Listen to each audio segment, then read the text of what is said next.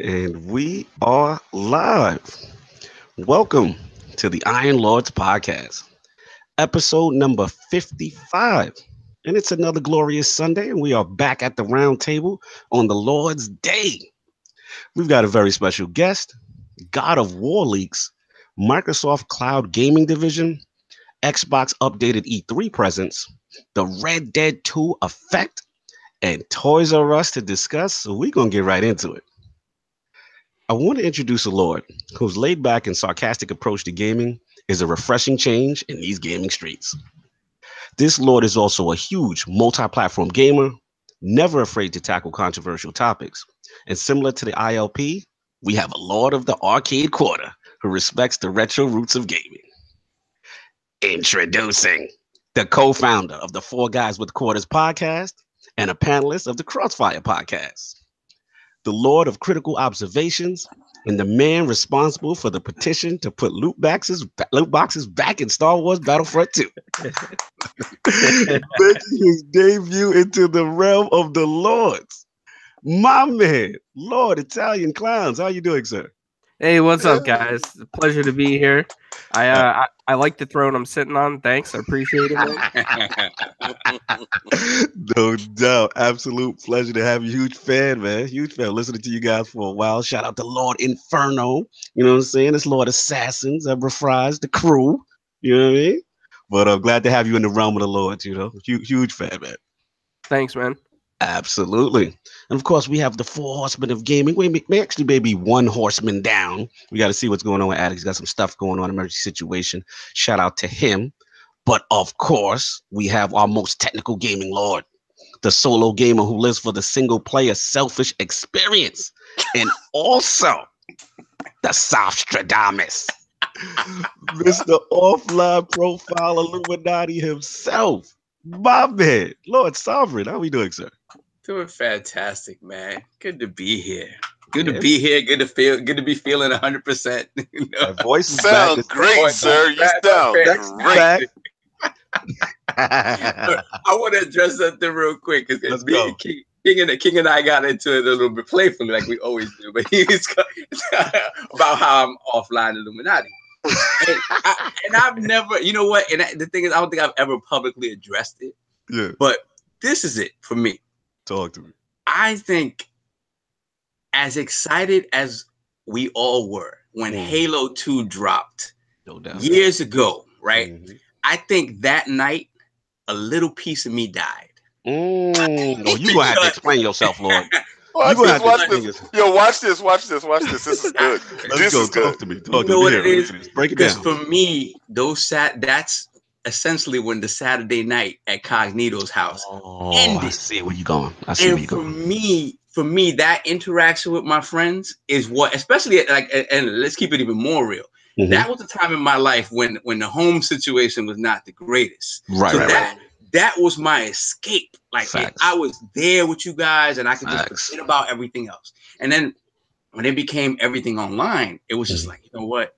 Damn, man, it's not the same. Like it's just not the same. So for me, I never came back from that. Like now I'm in a great pace in my life, but I got to a point where it's like I'm so used to it. And I don't like, so he gets on my back because I don't be online. I don't play online with everybody else. And I'm always in the corner playing a single player.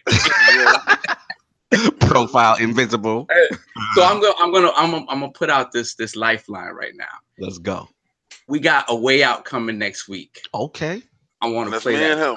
Let's do it, baby. Let's do it, baby. I'm buying it. I'm on it. We on it. You already know it. That's us. I knew that from day one. And I knew exactly where you were going with this whole joint. And you know what? I'm gonna say the same thing. I'm gonna reiterate that with you. In that situation, when that happened, everybody seemed to like spread out like water. Mm-hmm. Like before we was in the cup and somebody, broke the glass. Halo broke the glass. Yeah. And it just, everybody scattered into the winds. And people don't understand what this Sunday means. Like this Sunday means we're giving you a peek.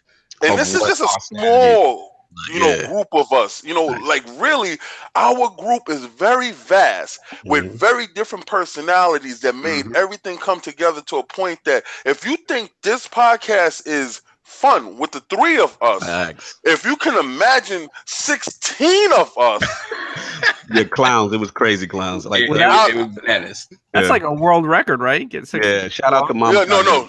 Shout out to his mom. She dealt with his a lot. Mom dealt with 16 young men in the house.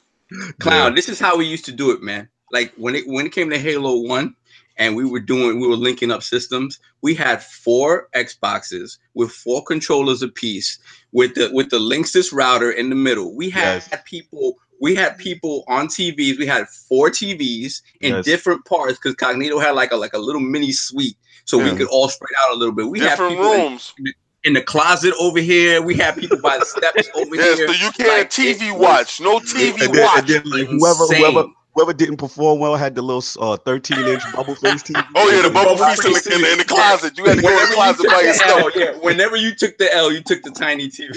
What happened if somebody tripped over the wire? Oh no! Oh, yeah. Thankfully, it wasn't in a heated match. The 25-foot Ethernet Cat 5. You know what I'm saying? We spend bread for this. Yeah. Like we really did. But let me get my intro, and then we can go on to this. Yeah. And of course, we have the Access Gamer. Ooh. The Lord of Combat Sports, who is a man of his convictions, demands nothing less than that premium experience, and is the Tiki Torch Extinguisher. Ooh.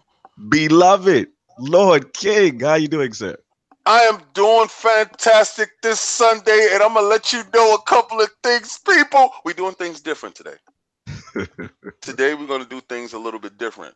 I have to take a step back because the other day I woke up to 100 tweets that I was in mentions and I had to go down these tweets to figure out why grown men were in their feelings. Oh, here we go. Why grown men felt the need to express themselves in this manner. Now, we had combat sports last night, but today we're going to do a little bit different combat sports. We're going to do feelings combat sports. This is Sunday, and being the disciple of the sun god Ra, sun is going to shine on your back today. I'm going to warm you up, and I'm going to give you a hug because we have a lot of broken individuals out here that are in their feelings with certain things. And let me tell you something. When we do podcasts, if you do a podcast, I may not agree with your content. I may not know your content. But being that you're a fellow podcaster, I embrace you with a handshake and a hug. We are brothers. We are in the same struggle at all times. Preach. We are looking for the same likes and the same viewers, and we want our word to be heard. At no point in time do I have prejudices against any podcaster. If I don't agree with your content, I just don't view your content, but I support you wholeheartedly because it is a struggle. It takes everything in you to get up and to do it and to talk and to be heard. Absolutely. Everybody wants to be heard. Everybody has an opinion, and we should respect that opinion. Woo! Now, church. On to the games. I want you to close your mind off from the noise outside. And I want you to remember that first time you picked up the game. That love we all share. That love that's inside of every last one of us. I'm inside of you. That's why I embrace you and I hug you and I call you brother. Because we both fell in love with the same mistress. Testify. We chase her all the time. Her or him, depending on your situation. We chase it. We chase it with such a vigor that we anticipate dates that we can get intimate with her or him, given the situation. All right, preach it, brother. Preach it. Let me tell you something. Close your eyes and remember, if you can go back far enough, when you walked in an arcade, and that was your video game experience. That was your taste. That was your love. You walked to the arcade. There was no box that controlled your world. You wasn't bound to some piece of plastic. It wasn't red versus blue. It was you versus that dude, and you had that quarter. And you went in there and you said things like, man, and you shook hands afterwards. Because if he beat you, you said, I got to get better. I got to come back because he's the king of the arcade. And then you put your quarter up. That's put your quarter up. That's my quarter there. And you know the dude was nice when he put his quarter backwards. Now, absolutely. I want you to remember when games came out, you brought the best version. I brought Street Fighter 5 times. The turbo version, the version. Genesis, Super Famicom. Yes. I want you to understand, I'm a lover of games. Yes, sir. So it's not about that box. Close your eyes and say to yourself, if they took your favorite franchises and put it on the other box, would you not be a fan? It's about the games. It's not about that box. It's not about a person talking about my PlayStation. You don't work for the company. You employ them. You are Sony and Microsoft boss. Without your dollars, they cannot operate. So stop acting like a peon and act like a king and a boss. Woo! Oh man, we get the Holy Spirit up in here. The part that irritates me the most is if you are directly having conversation with one person, the tribalism, and another man that feels that he has to step up for the next man. Mind your business.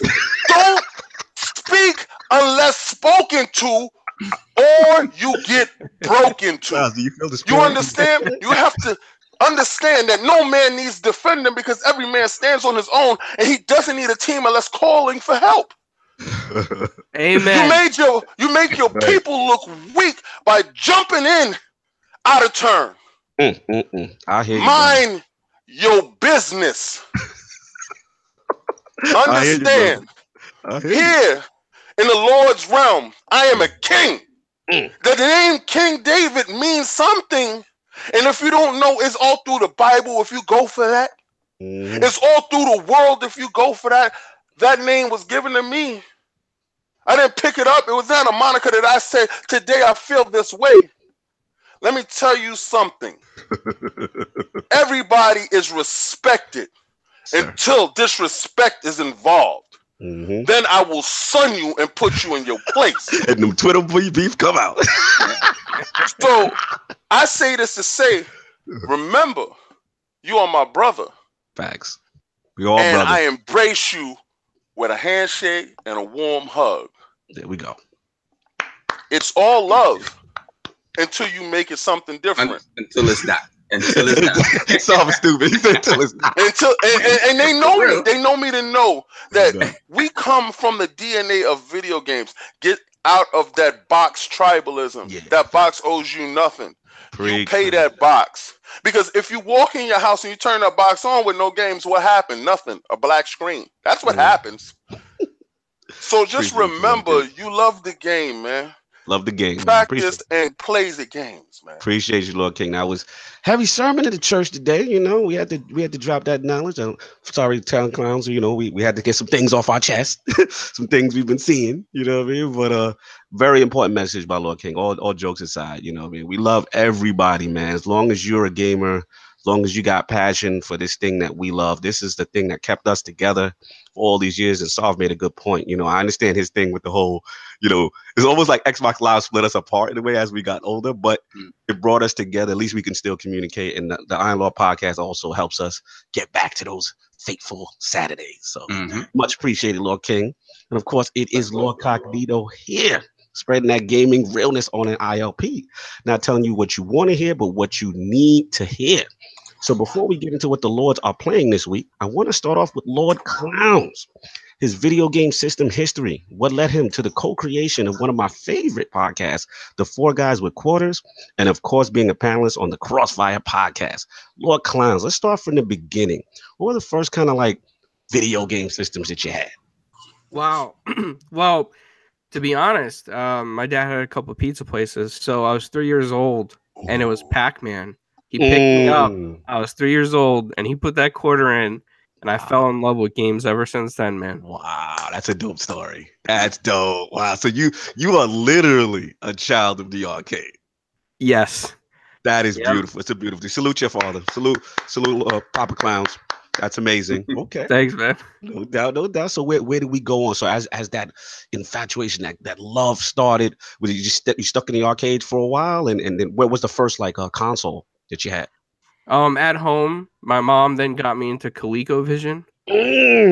We had a ColecoVision. We had the Sears version of the Atari 2600. I think it was called like the Telegram or something. Telegames it was called. Yeah, what's the Sears version? I didn't know about this. Tell me about the Sears version. It's just basically the 2600, but it's like a knockoff. It looks the same and it plays all the same games. So it worked. Okay, it worked. It was the Telegame version. It was just Sears Telegames. Yeah, it was licensed by them. Yeah. I never knew this. I'm learning. There was a knockoff 26. Well, it wasn't. I mean, it was official. It wasn't a knockoff. It was because it was licensed. It was like the 3DO. Oh, so like they had the Gold Star version. Okay, yeah. So it was licensed by Atari. Atari knew. Yes. Okay, I guess we'll make sure they was. But Atari was more okay. Remember, Sears had their own their own catalog and stuff like that, right? Mm-hmm. And Atari joint was more popular, so Sears was gave them bread to sell their joint, and people used their credit cards. Remember, you was able to get a line of credit with Sears to get yourself. Yeah. There you go. Yep. Got you. All right, continue, Lord Clown. And then from there, my dad came home one day, and it was on the release day of the Nintendo Entertainment System. He brought home the NES, and we actually had like the separate Duck Hunt and the separate, Super Mario Brothers. It wasn't combined in one cartridge. Mm-hmm. And then he bought Gyromite, and I'll never forget that. I stayed up like 12 hours that night just playing that. Nice Gyromite. I remember that. That was one of the thing with the pins and the stuff that used to go up and down. That one was it? That one? Yeah, like that robot that would pick up. Yeah. Wait, you had Rob? Yeah, Rob. Yeah. Wow. Yeah, Rob, baby. You know what's crazy? I never knew anybody that had Rob. I think maybe did Lord High have Rob? Did he have it? Yeah, Rob. High had Rob. You know why? Because that was the big box. That was the $200 box. That was the if you was in it to win it box. Came with the light gun and a boy. Yeah, man. Okay, he was big balling back then. His father owned pizza shops. The hell out of here. Yeah. Continue, look. So NES. That was the next one. Yeah. And what you graduate from them. Wow. Well, my friend had the Sega Master System, and I skipped over that one because my dad was like, "Oh no, not Sega. You want to go with Nintendo? You got to get the Nintendo." Try podcast over. He's not a Sega kid.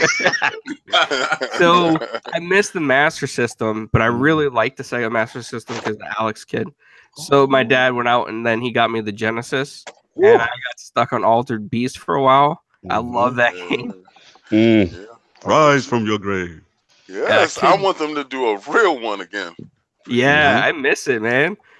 Kid Chameleon, that game was awesome. Oh man, don't talk about Kid Chameleon. I know. He loves that. Cool. Then I got the Game Boy with the magnifying glass. My dad bought me that. Man, you was rich. I'm more privileged than King right now. I was spoiled. Yo, you was rich. You was rich, my dude. You was rich. Yo, you said the magnifying glass. My boy had that. Yeah, because our screen was too small. And he came in one day and I said, "What's that?" He had this big screen. I said, "What's that?" He said, "Yeah, you put it on the top." I said, "God." I know, but it was like an invention, a genius invention. Yes. Unbelievable. Continue, Lord Glass. Then I got the Super Nintendo on launch day as well. Okay. And then my dad bought me those, turbo controllers so I could cheat in Street Fighter against my friends. I just put on the turbo button, That was great. And then from there, man, I never missed like any system that came out. I got the Jaguar, I got the 3DO, the Atari Jag. You had Cybermorph at launch. Yeah. You that? Okay, I gotta respect it. I had TurboGrafx 16. There we go. Now me and you in the building together right there, baby. I love that system. It was my all-time favorite failed system. Absolutely, it was so good. Yeah, like they was talking the other day, and they said, what was the best soundtrack for video games? Not too many people know about Lords of Thunder and Gates of Thunder, and I thought they had the best video game soundtrack. And if you go in there and you play those games to this day, I swear that soundtrack, it was heavy rock metal, but man, it fit the game perfect. And I get sorry, baby. That's all right, man. And then my first RPG was Dungeon Explorer on that. There was a lot of Dungeon Explorer going there. Oh my lord! That's like my in the cut turbo game. Yes. And you know what was dope about that game, Clownz? Turbo Tap, 5-player gauntlet style. That Turbo Revolution. Let's give a shout out to TurboGrafx right now. TurboGrafx revolutionized a lot of things. Like I believe they were the first with a legitimate multi-tap. Quote me if I'm wrong, right? Yeah. 5 players. I remember Dungeon Explorer. I remember Motor Rotor. I remember they had the TV sports, basketball, TV sports, whatever. And we used to, that was a big part of our community on Saturdays. Like we would really get down with these multiplayer games. So you just took me back because Dungeon Explorer was a very underrated game. It was difficult too, but it was like almost like a harder version of Gauntlet. And you had your character classes, fighter, mage, and all that other stuff. Shout out to Clownz, man. Oh, he taking me back there. I love your story right now. I think I would have latched myself onto you. Yes. well, you know, for the pizza alone, alone. Yo, bring him over with the calzone. Bring him with the calzone. Yeah, you know, everybody who stayed at my house on the weekends got free pizza, calzones, cheesesteaks. As much video games they wanted to play. Yo, he would have been through on Saturdays. We'd have definitely rolled out the red carpet. Most popular kid ever. your father set you up to win in life. Shout out to Papa Clownz, baby. Shout out. We gotta salute this man. We gotta bring him on the show. Yeah, shout out to your pops for having the foresight. I remember when Mega Man 5 dropped, right? And that was so hot at the time. And my friend came over. He was jealous. I had it, and my dad heard him, so my dad went out and bought it for him. Oh wow! Just amazing. Yeah, amazing. Yeah, your father was in the mob. All right, enough. The feds is listening. Let's cut the show. The feds is in. They following you, Clowns. Salute to Papa Clownz. I had a question. Now with I know you mentioned Jaguar. I didn't hear 3DO. Was that ever on the list? Panasonic 3DO. You had it too? I had it. Unbelievable. Yeah, he was rich. I told you. What part of rich don't you get? Like, it fell off the back of the truck. Don't worry about it. Don't worry about it. So, question: did your dad, was he a gamer, or he's just, he was just making sure that you had like everything that you liked and you wanted, or did he game with you as well? Yeah, good question. He really wouldn't play like Nintendo with me. He played some Super Nintendo with me, but his big thing was pinball. He collected pinball tables, and he had like the 1776 pinball table in the basement. Wow. And that had like the it wasn't even digital. It had like those roll, things for the numbers. That thing was amazing. I loved that thing. And when my mom sold it, I was so mad. I wanted to keep that. Oh man, I hear you, man. That's classic because you know the nostalgia, how much it's worth. Yeah, totally hear you. Cool, man. Yo, that is a tremendous history. Now, just fast forwarding now to kind of like common time with the big three, so to speak, like in PlayStation, Xbox. I'm assuming based on what you're saying, you have these as well. Yes. Yeah. So what was your progression there as you got closer to this generation? It was the OG Xbox. Okay. The PlayStation 1. I got those like at launch. Nice. The Xbox 360. I didn't get that at launch. I waited on that one. Okay. And I actually had a friend that I knew really well. He sent me the 360 for the first time, and I got hooked on it from there, and I bought like 3 of them. Nice. 3 for what purpose? Every room, baby. Every room. He did the bedroom, living room situation. Yeah, like how we do that. And then my daughter played on it too. She played on that. And then we had the 3DSs, the DS, the 2DS.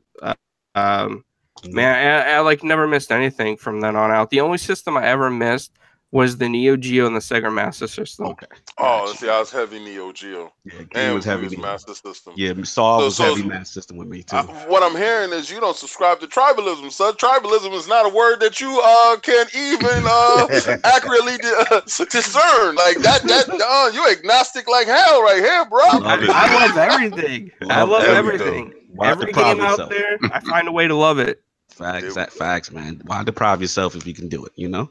So I hear you. All right, cool. So then got the gaming system history down.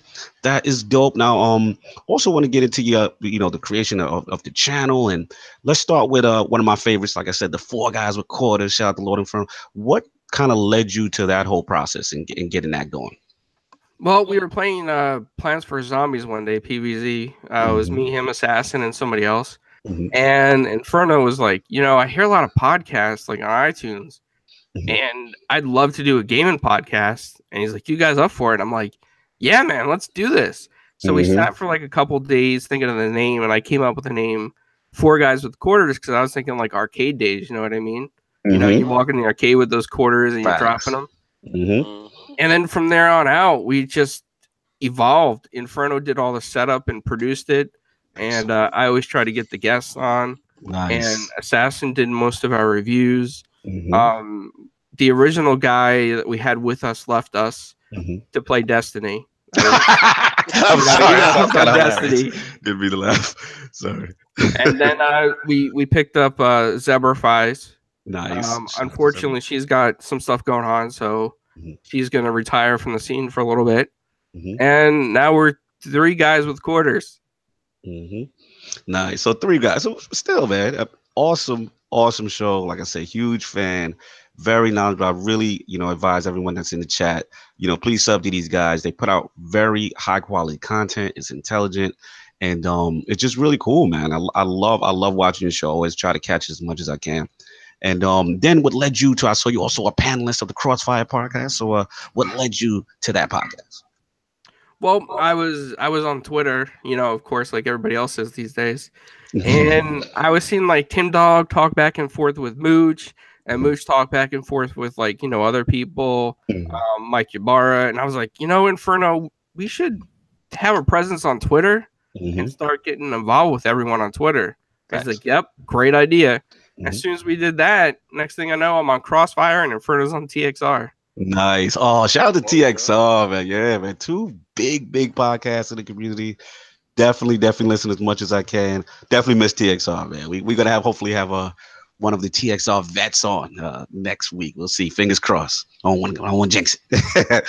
But that's cool, man. Very, very cool history. Love that. So what I want to ask you is a question I've been asking a lot of our guests recently.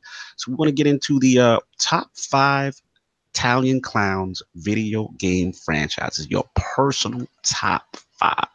Let's go. Wow, this is really hard. Exactly. It's very hard because I would have to say Super Mario. Okay. Classic. Then Super Mario Kart. Yeah, can't deny Kart. Yeah, can't deny it. I would say Donkey Kong Country. Okay. Battletoads, even though that was like not that many games. Yeah, but that was a good franchise and hard. Yeah, and Double Dragon. Woo! There we go, baby. That's all you needed to say.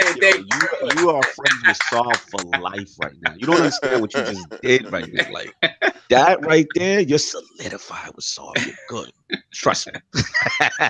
So you got Kart, you had Mario, Battletoads, Double Dragon. What was the 5th one? Donkey Kong Country. Donkey Kong Country. Okay, got it.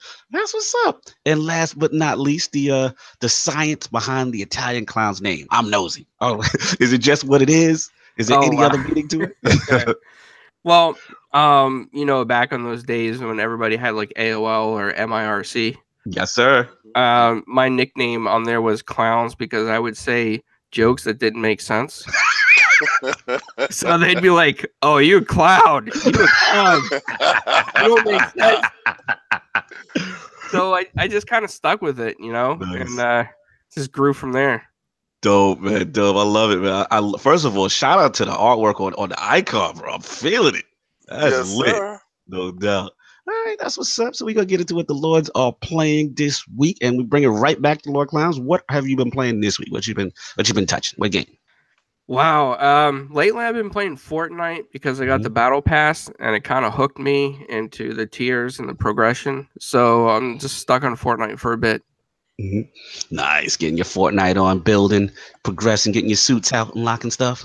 Yep. Nice. That's what's up, Lord Sir. What have you been playing this week, man? On Xbox, I had to go back to State of Decay, man. When that State of Decay footage got me hyped, and I had never played Breakdown, like the 2 edition Lifeline and Breakdown. I never really played. I just played the base game. So I think I'm playing Breakdown right now, the one with the military, where you play the military personnel. So man, just getting back into that, man. I'm so amped for State of Decay 2. If you guys haven't been watching, like IGN finally, I was gonna ask you because I missed the second IGN footage. Can you give me a break? Did they break down the base building? They broke down the base building, all the stuff that we talked about last time that they needed to bring up and to kind of get people understanding what this game is really about. Yeah, they broke it down. They really broke it down. They broke down some single player gameplay as well. It just, again, everything that they promised with that game, that it's just going to be bigger and more of what made that game great with the co-op aspect is there. It's there. Oh my Lord. It's fantastic. And then with all the God of War talk, I said, you know what? I got to install God of War 3 again. So I installed that yesterday. I never really finished God of War 3. I went through, I love 1 and 2, right? Okay. And on 3, I never got, after I got past the Gaia introduction and the beginning of that game, which is amazing. For whatever reason, I just fell off. And I said, you know what? Let me play some God of War 3, get ready for God of War, and so I could talk about the differences and whatnot. Right. I know why I fell off of it. Like the floaty nature of the gameplay, kind of, it's just one of those things. Like after a while, it just became button mashy. I felt like it was button mashy to me. I like the direction they're going in now, but it doesn't take away from the greatness of the old games. Like that intro to God of War 3 is off the hook. Like the grandeur is something crazy. So yeah, man, like just getting ready for God of War and State of Decay 2. No doubt. That's what's up, man. Lord King, what have you been touching this week? Well, shout out to Sovereign for let me blow your mind a little bit, because a lot of times I'm condensing my playlist for you, so it doesn't consist of just PUBG that you may think. Now, the only reason why PUBG gets so much love because literally I have a squad of individuals that we rotate and we play. Squad? And I'm in the chat and the rule of the chat right now. What's up, baby? Yes. Everybody hit those likes in there, please. Yes, sir. Assassin's Creed Origin dropped a DLC. And it yanked me right back in the game, right back in the middle of the game, right back in the love of running around Egypt. So that's fantastic. I was playing that. I played me a little bit of Halo Wars 2. I was doing some Cuphead. God, that Cuphead is so hard. I jumped back at Recall because somebody had made a comment about Recall, and I always thought Recall was a very good game. A couple of people got me to play some Division. Did that. And also some of those indie games that popped up, I played that, and the Burnout Paradise Remastered and Super Lucky's Tale. Burnout Paradise Remastered. If you never played Burnout Paradise, or you're a fan of that genre of game, go out and buy it immediately. Immediately. If you have a 4K television or X, or even if you don't and you're super sampling, trust me, it is the essence of the game, prettier. It's the game, but they redid the assets and it's moving faster and it's like more of what you love. They made your best girlfriend prettier. I forgot to mention that last week. I bought like a 1-month trial of EA Access so I could get it the 10-hour just so I could see that. Just so I could see that, because I hadn't played it really on the 360. I said, let me see what this is about.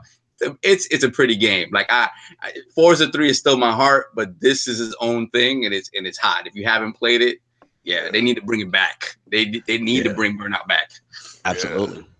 So that was pretty much it, Logan. Yeah, that's it. No doubt, no doubt. Yeah, man. For me, I mean, I've been so busy, man. As you know, the Lords are prepping. We got PAX coming up. We got E3 coming up. So it's been real busy. I haven't gotten a chance to game as much. So it's just been exclusively XCOM 2 or The Chosen when I get a chance. So close. I defeated 2 Chosen. I got 1 more left. Love the mechanics of the game. Love how hard it is. Yeah, man, I should be finished with that hopefully by next week. I'm trying to get that done. Then I can start getting back into the backlog and knocking stuff out. And I will say this though, man, it's hard after playing XCOM, and I love rabbits, but it's hard to go back to rabbits. Because it's so deeper, you know what I mean? So it's like, yeah, so that's pretty much what's been going on with me. I'm definitely getting ready for State of Decay, like you know what I'm saying, Lord Soft said. And then obviously, you know, Sea of Thieves, got to get a little, you know, little pirate on, a little R, gotta get my R on, you know what I'm saying? Do that up. Big month, baby. Exactly. So that's what we got. Shout out to GoPro. Oh yeah, here, baby. So let's get into these topics of the poll. So yeah, last week's poll results are in, and the people have spoken to the question: with the recent return of Microsoft's Inside Xbox show, how satisfied are we with the format and direction of the show? The winner at 42% in a 4-way poll was the show is way too long group. They need to copy the Nintendo Switch Direct format. So coming in at second at 33% was the Relax, It's a Fine Debut group. Third place at 13% was the Need to Copy the Presentation of Sony group. And our fourth place shallow group, it was actually close, 12%, was the What About Those Major Nelson Gloves though group. So what do the Lords think about it? Everybody wants it. They say the show is too long. Lord Clownz, what do you feel about the whole Inside Xbox, you know, presentation? I don't know. I think it's good that they're trying to do something for the fans, show them that, you know, we're still here, we're not going anywhere. I didn't watch the whole thing because I just don't like long things. That's just my thing. But you know, I think they did a great job. The message is out there, and that's what it's for. Absolutely. Any of your Lords want to chime in before we move on? Yeah, I mean, I don't think the length by itself isn't the problem. It's just the content in there. Like, I don't need all of that, you know, back and forth, you know, Dr. Phil, you know. Dr. Phil.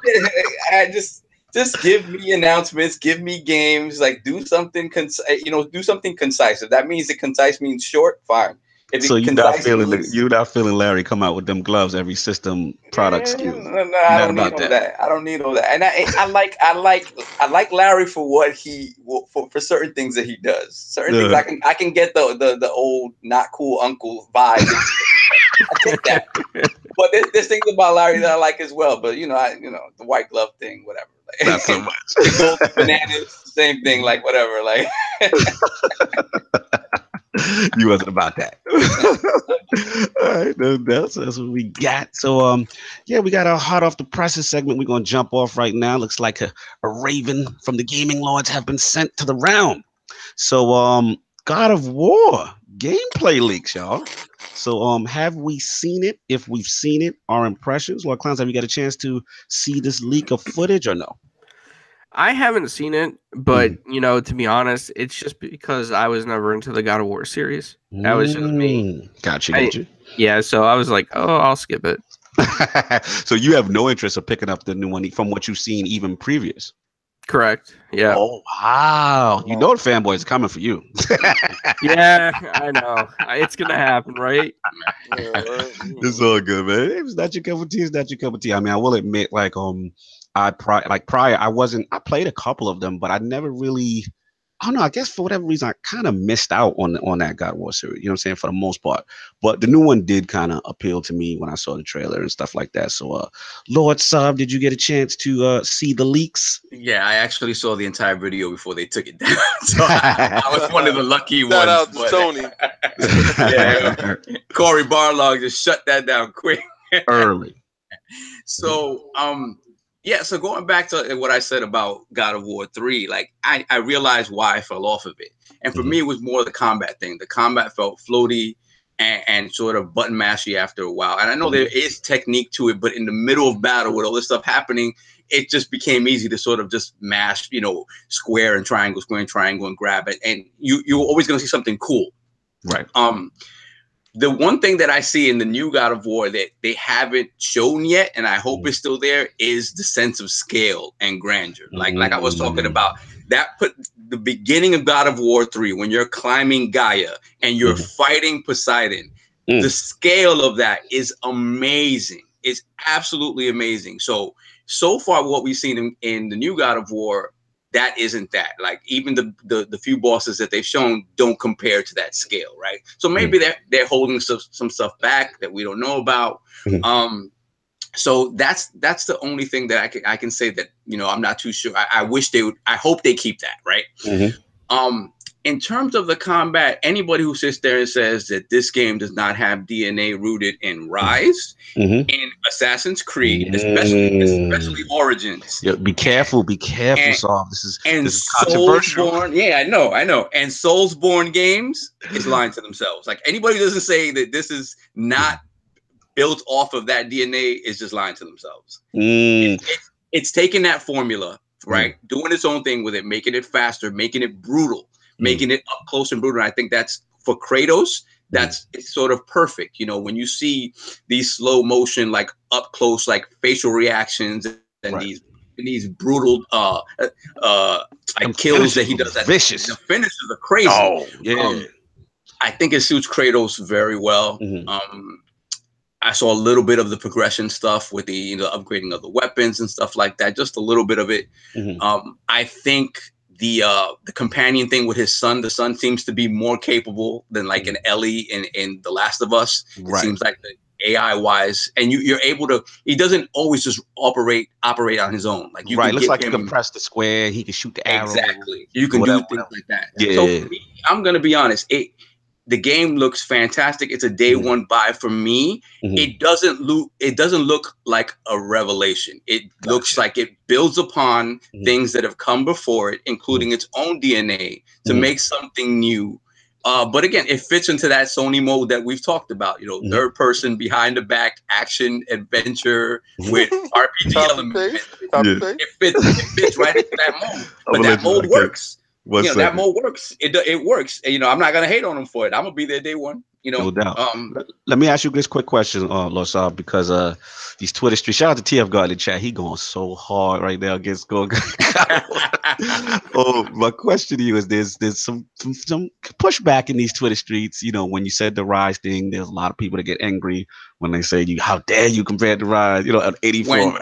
When you look, okay, yeah, I'll let you finish. Then the last question, besides you go at the Rise thing, and the second thing is there's a group of gamers that are saying, hey, this looks boring to me.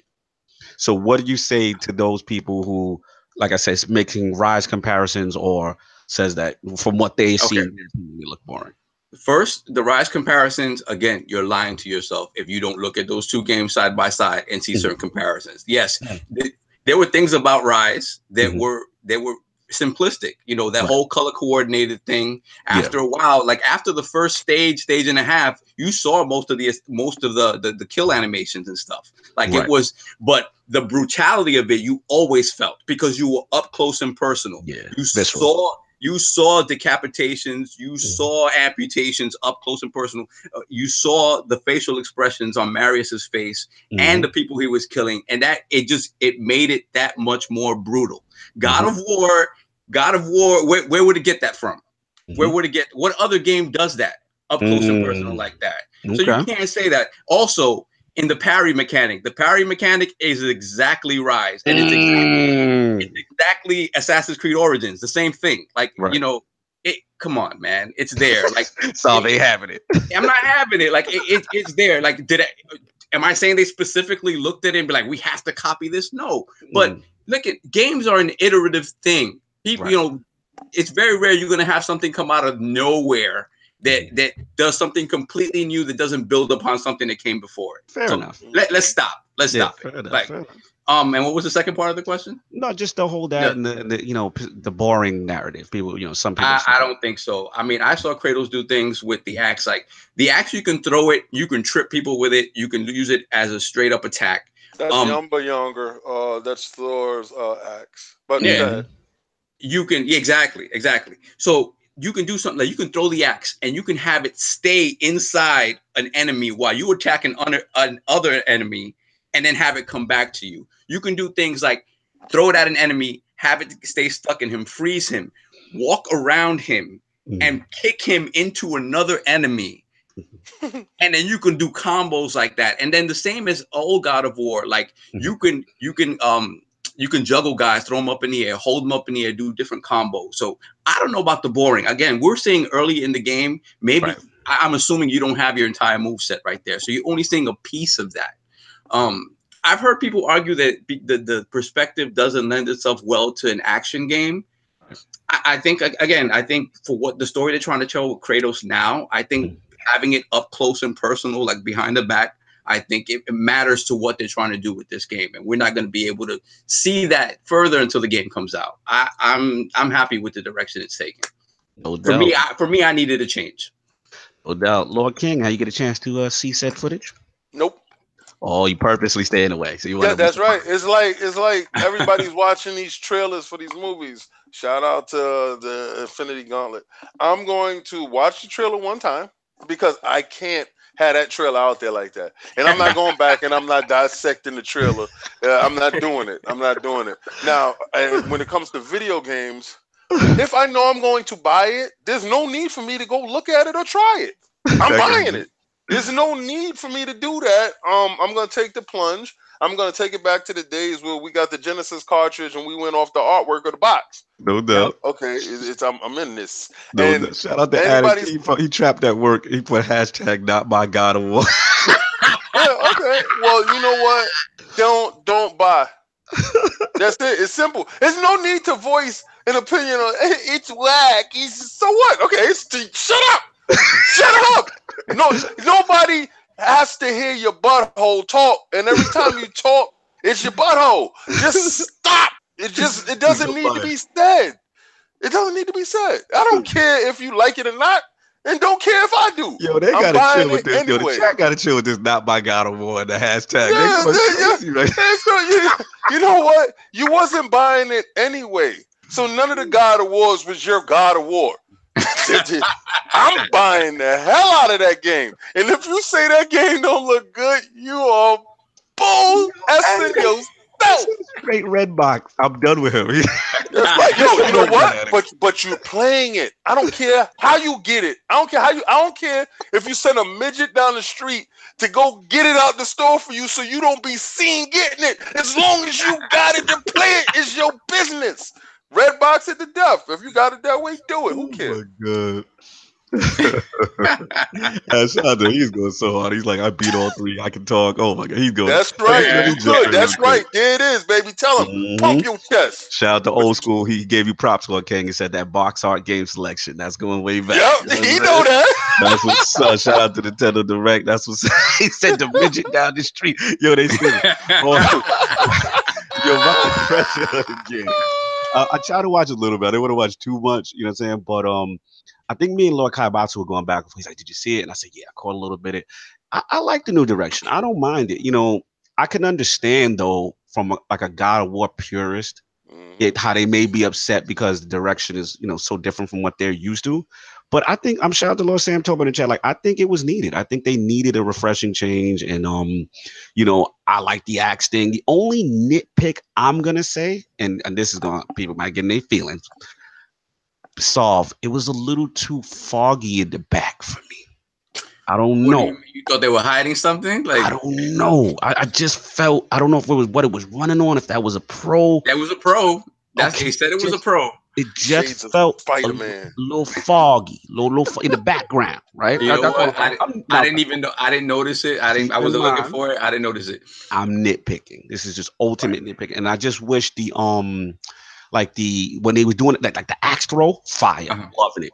Commentary, fire. Got to see how much I would be annoyed by Atreus talking so much. Like, come on, Dad, do this, Dad, Dad. Like, I don't know how I'm gonna deal with that. And just Kratos saying "boy" all the time, boy. I like that though. I like that though. I like boy. I do like, but I know what you said. After a while, maybe let's see how repetitive and annoying that may get. And I just wanted the combat up, like the executions, fire, visceral, parry, dope. I just like felt the natural like sword swinging wasn't brutal enough. I don't know. I don't know. I felt like it didn't have as much impact as I may have wanted to be. But again, I am nitpicking. I still like the game. That's a day one. Boy will be in the house for me. there was one GIF that made me laugh though, because it goes back to like the scale of the game, right? They they showed a GIF where he's climbing Gaia or whatnot, this big huge thing, right? And then they showed the part in the new footage where he's looking up at a little ledge and he's like, how am I gonna get up there? It's like a little and then which goes in front with the whole he not jumping. They hit him not exactly. Yeah. So I get it. I get it, man. You know what I'm saying? But yeah, that's pretty much what I got on it, hot off the presses. If anybody got anything else, we're gonna move on. Lord Sav, Power of the Cloud Part 2. Are we back at this again? Is Nostradamus in the building? What's going on? We're gonna go to Lord King's favorite place, the cloud. Let's stop because he's not telling you the whole story. He's gonna tell you some side story. Let's stop right here. Yo, Clownz, check this out. Clownz, check this out. Yep. This man has correctly predicted the direction, the size and scope of Microsoft's cloud investment. He has single-handedly did this on numerous podcasts. He has single-handedly controlled the cloud narrative. Like nobody does cloud better than Sovereign. I don't care what nobody say. They can talk cloud, but they don't know the cloud. You understand what I'm saying? Like he knows the cloud. He can tell you a new cloud. Tell him about that black cloud. He know about black cloud that people don't know about. He knows about black cloud. You understand what I'm saying? Like all I know is one cloud. I don't even know how the cloud works. But this man is back here. This is to gloat. This is when Barry Bonds stepped up to the home run. He hit a home run. Remember when Barry Bonds smacked it out of the park? You knew it was going anyway, and it was over there. And he stood there. He flicked the bat after he looked at it, and he flicked the bat, and he ran past it. He looked at the picture. He's looking at the picture. He's looking at the picture right now. Somebody beam this man. There we go. He's going to give you the full story. Somebody beam him. Beam this man. He doesn't like me calling my shot. That's like I knew it was right though when you said it though. I don't care. The funny thing is that I wasn't gonna take this topic, right? Because I'm like the same thing. I'm like, oh, these guys gonna get pissed at me with this cloud stuff again. But then Cog was like, you're gonna take that topic, right? And I'm like, oh, I guess I'm taking it. I was gonna go into the whole Tomb Raider thing, the Shadow of the Tomb Raider thing, but whatever. All right. I think that was better. Continue, Lord. So what new has transpired? All right. So again, everything that we sort of speculated about what they're going to be doing with the cloud is actually, this is the first time. I think the most interesting thing about this information is that they're actually coming out and saying it. Shout out to TSP. I was on TSP earlier this week and we talked about. Good. Oh, Addict, what's up, baby? What's up, baby? Live from work. What's going on? No, I'm not at work. Oh, okay, cool. We got you, baby. Can you hear me fine? Yeah, you sound good. You sound good. Can hear you. No. I had to come in and talk about this God of War shit that King is coming in on me at. All right, let's. I'm not coming. No, wait a second. I didn't come at you. Do it. I didn't come at you, so don't jump in just because you felt that somebody came for you. I came for anybody that felt that they don't like the game. They don't like the game. Don't buy the game. Who cares? It wasn't I didn't say I didn't like the game. It looks like a solid game. It just doesn't look like a God of War game. Okay. All right, so then don't call it God of War. Call it God of Eris and whatever you want to call it and play it. But that's not his name. No, but it's the name that you want to name it because you own the company. So if you want to name it God of Addict, it is God of Addict. It's your joint. You did that. Personally, when I'm playing it, I'm calling it God of King. Lord Addict. So I'm assuming you saw the footage, correct? Yeah, I saw the leaked footage. It's already gone now, but I saw it. It's gone. But what was your impressions? We'll backtrack for you since you missed that topic. What was your impressions of it? Look, it looks fun. I understand where Saul's coming from with the close-up head bashings that Cryotech did with Rise. I'm not even saying that the gameplay was copied off Rise. I think that for that part was, the counter system and everything. I'm sticking to my number one script, man. I think Sony is doing the Last of Us approach and making all their games Last of Us style. That's what I think. And and when it comes to God of War, they can't do your standard, because Kratos is huge on, up close and personal, so they can't do really too much gunplay. So they had to make some kind of melee. Gotcha. Now let me counter with this though, because they're going that direction that you feel like do you think it's a mistake? I mean, considering that Last of Us series and all that, that's like huge franchises for them. It's not a mistake, but I do feel like when it comes to this particular game, like it's like Sovereign was saying earlier, I don't think it's possible to have big set pieces like they did in the original God of Wars. Not with the kind of system that they have now. Okay. The finest is I don't think we're going to be fighting, not Cray. I don't think we're going to be fighting, it was Poseidon. You fought Poseidon in the third one. Yeah. And, I don't know if that's possible because you literally fought Poseidon in like 5 different locations. I mean, on the ending boss, you fight him in like 6 different locations. Like, remember in God of War 3 when you fought Zeus, it was like a fighter at the very end. It was like a side-scroll fighter. Yeah. I don't think that's possible because they're always going to want you to have that. When you have that kind of playing style that you had in the original God of Wars, you have more freedom. Now the finest is coming for you. He says, "No, Addict, you got to play it first." He said, "You don't know what you're talking about." I mean, I can have an opinion. Why ain't you on here? Why don't you have an opinion anywhere? That's what I want to know. Come for the finest. Like that's my guy. Finest is like, hello. That's my guy right there. But so you just think because of that engine, you don't think it's possible for them to have those? No, it's going to be a God of War. First off, I don't know. Like in the original God of War, let's be real here. It was good, but the franchise picked up on 2 and 3. Okay. Yeah. I don't. Maybe they're going to do that in this one, where the first one's going to be more about. But I just don't see how some of the set piece fights, especially the puzzles in the original God of Wars. How do you have them in third person like that? And people want to make fun of people that criticize the game for not jumping, but some of the jumping puzzles were only possible because you could jump. So, I mean, are we just going to have a bunch of, Final Fantasy and Resident Evil where I got to go to a ledge and keep pressing A to jump up the ledge and then jump back down the ledge? Like, that's what I'm seeing happening right now. Okay. All right. So you wasn't a fan when, what's his name, little boy threw the rope down for Kratos.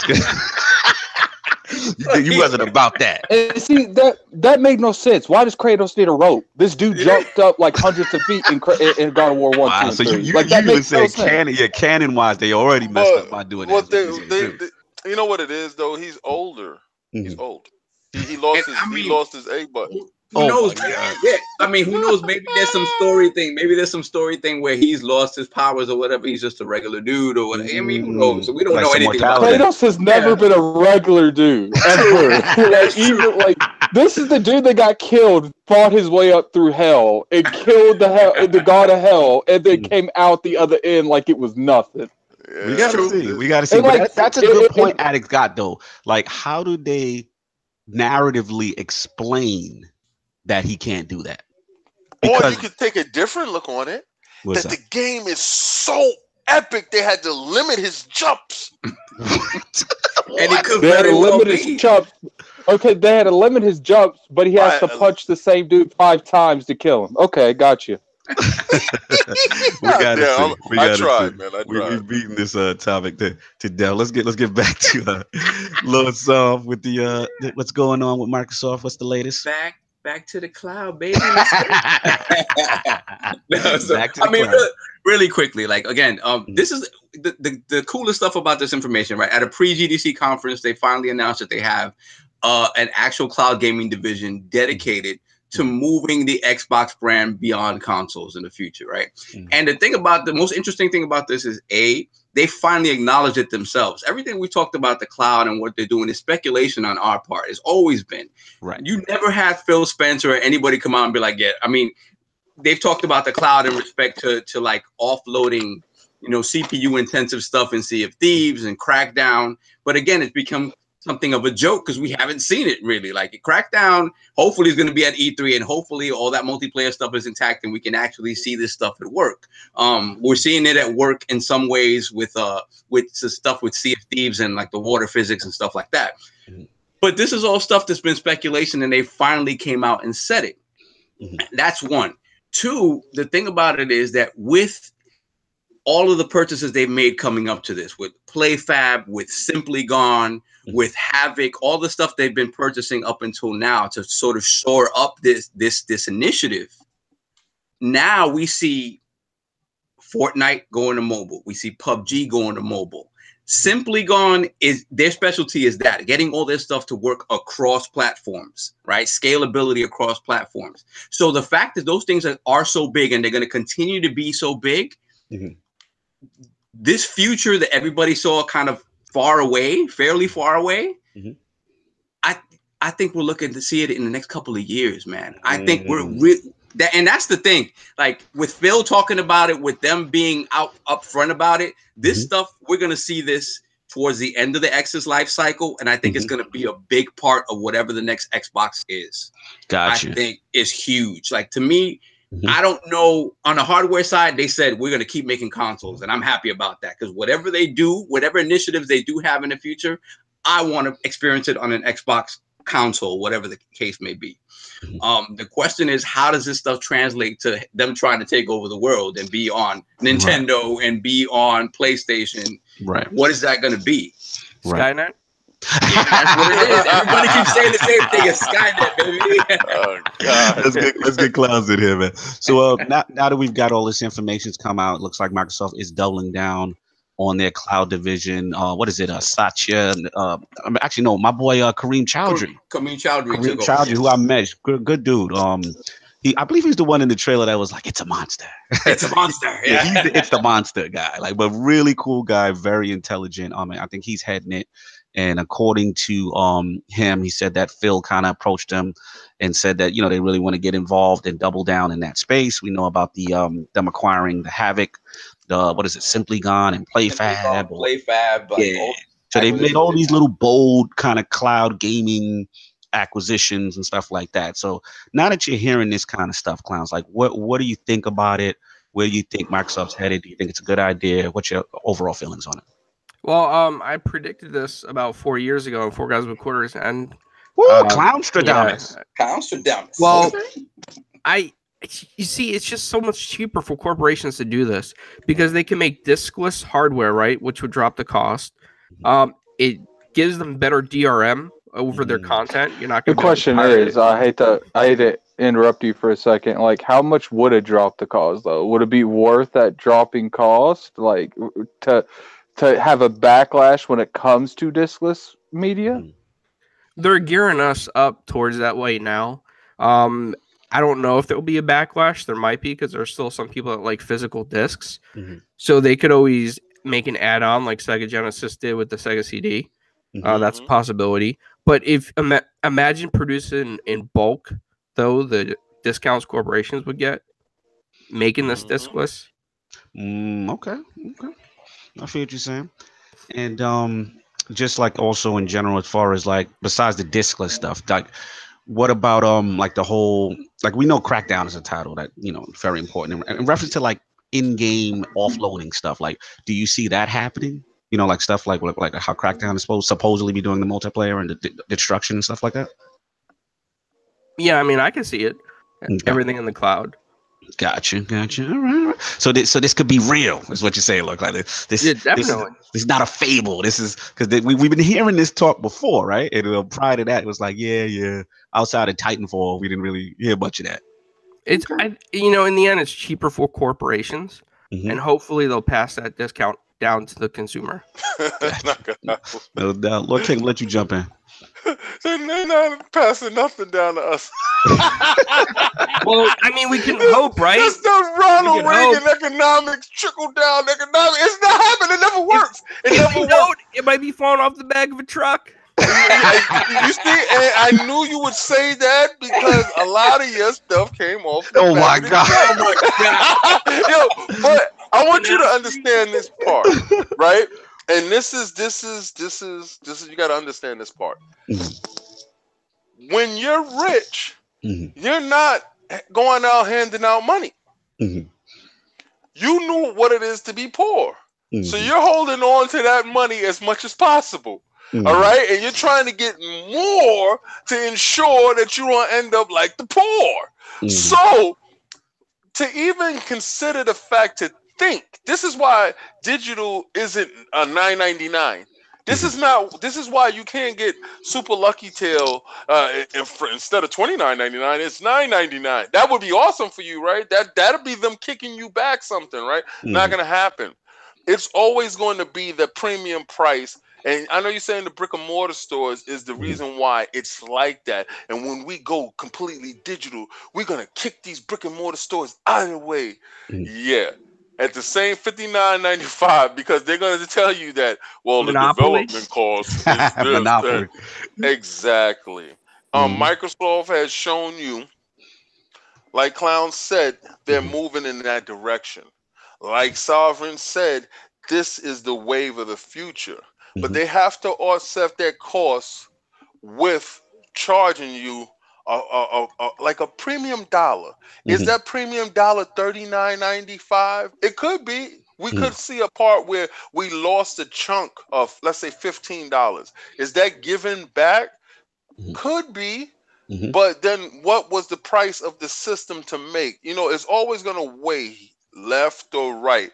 It's not in the benefit of the consumer. Even though Microsoft has shown they're a little bit more consumer friendly than others, don't get it wrong. They're in the business to make a buck, not lose a dollar. Absolutely.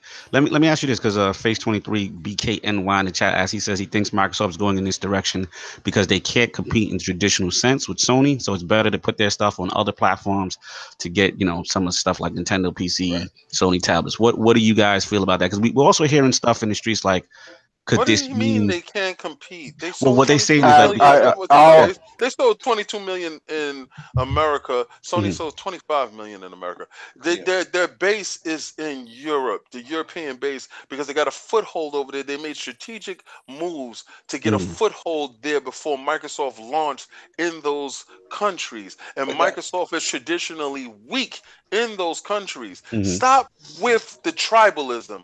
But this is not. This is the thing when you talk about Microsoft and Xbox, right? I mean, all Xbox fans, I think we have to acknowledge the fact that just the Xbox brand doesn't have the pull that PlayStation or Nintendo has on a global scale. Just because it doesn't have the pull doesn't mean it's not competing. No, but again, that's a good point. That's to us, though. People be acting like if Microsoft ain't tripling their sales, they're not competing at all. No, you're competing. Right. But you have to understand, like that's what it means to us. But when they're in that boardroom, it has a totally different meaning, right? When you're in that boardroom and they said they made $4.5 billion in profit this year, I still don't understand that. What are you talking about? They always want more. They always want more. So if the boardroom is not happy with what's going on, why is Phil getting promoted like in mass? Phil, listen. No, you just said boardroom. I'm telling you.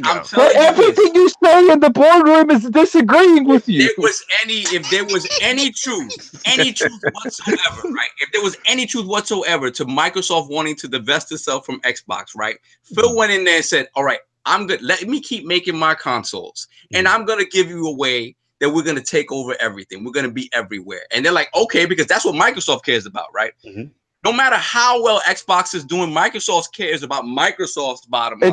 It doesn't matter how well anybody's doing. That's the overall direction in this gaming industry. That's fine, but okay. But the thing about it is, if they know that on a global scale, in the console space, they don't have the same recognition and pull that PlayStation or Nintendo does, then what do? You open that up, right? You open that up and you go to other places, right?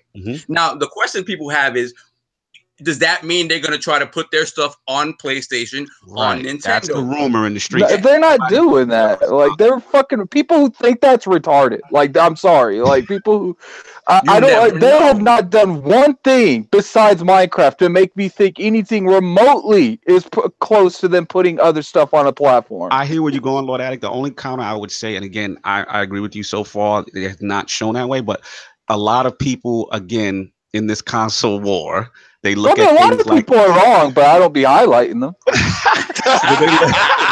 They look at stuff like Play Anywhere, right? They look at stuff like obviously the Game Pass. And I have a counter to that too. I have a counter to that too for it.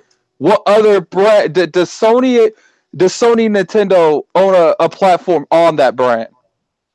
Can they post stuff to? Can they post stuff to another platform like Windows 10 and make money off of it?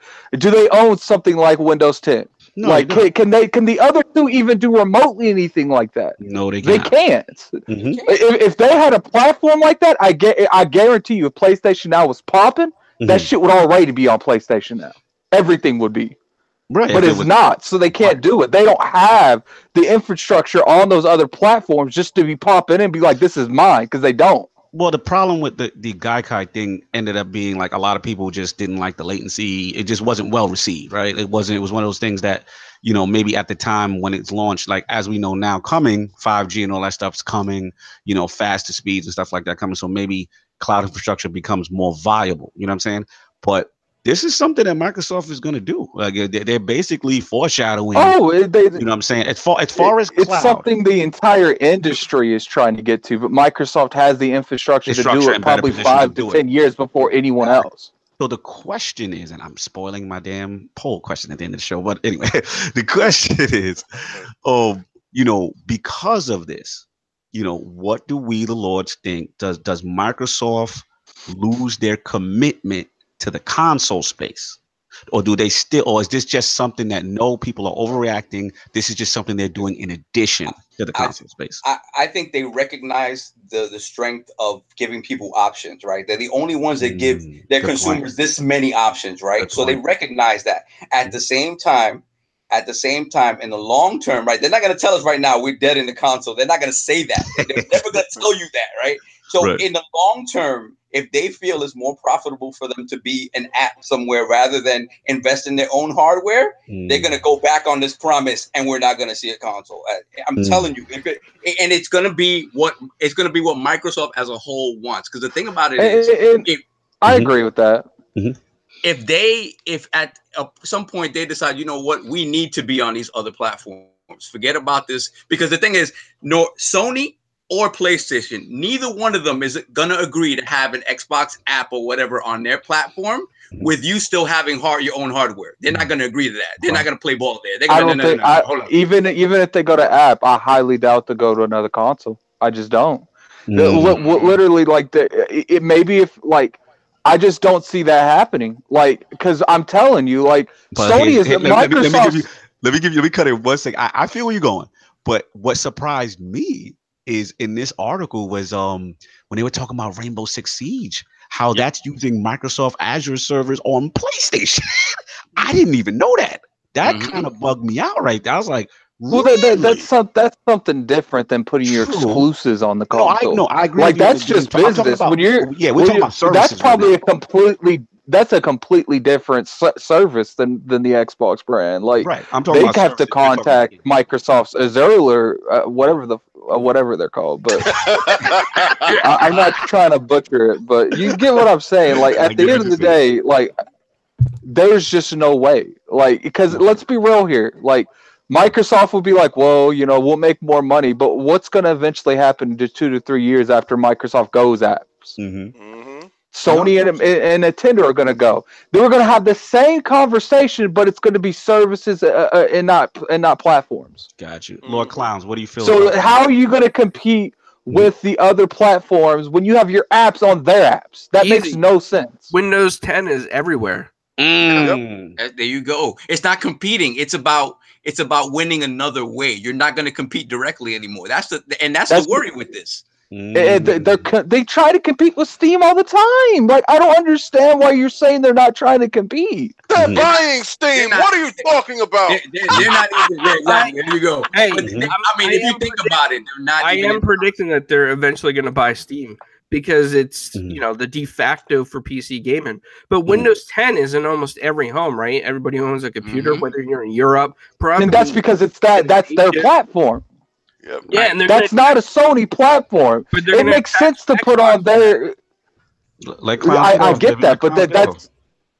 Let Clownz finish. And I think in the future, once people are more comfortable with Windows 10 being everywhere, Microsoft being everywhere, we could probably even see TVs with Windows 10 built in and an Xbox app. Yep.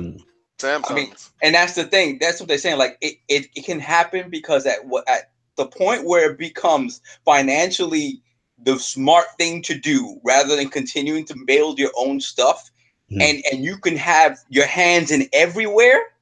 That's what they want. That is the ultimate. The smart goal. things have been you could use that same logic right now. Why ain't they shit on there right now? Like that's the business move right now. Why haven't they done it? If that's the superior business move they have to do. Right. It's not there yet. It's not completely there. Think about it, right?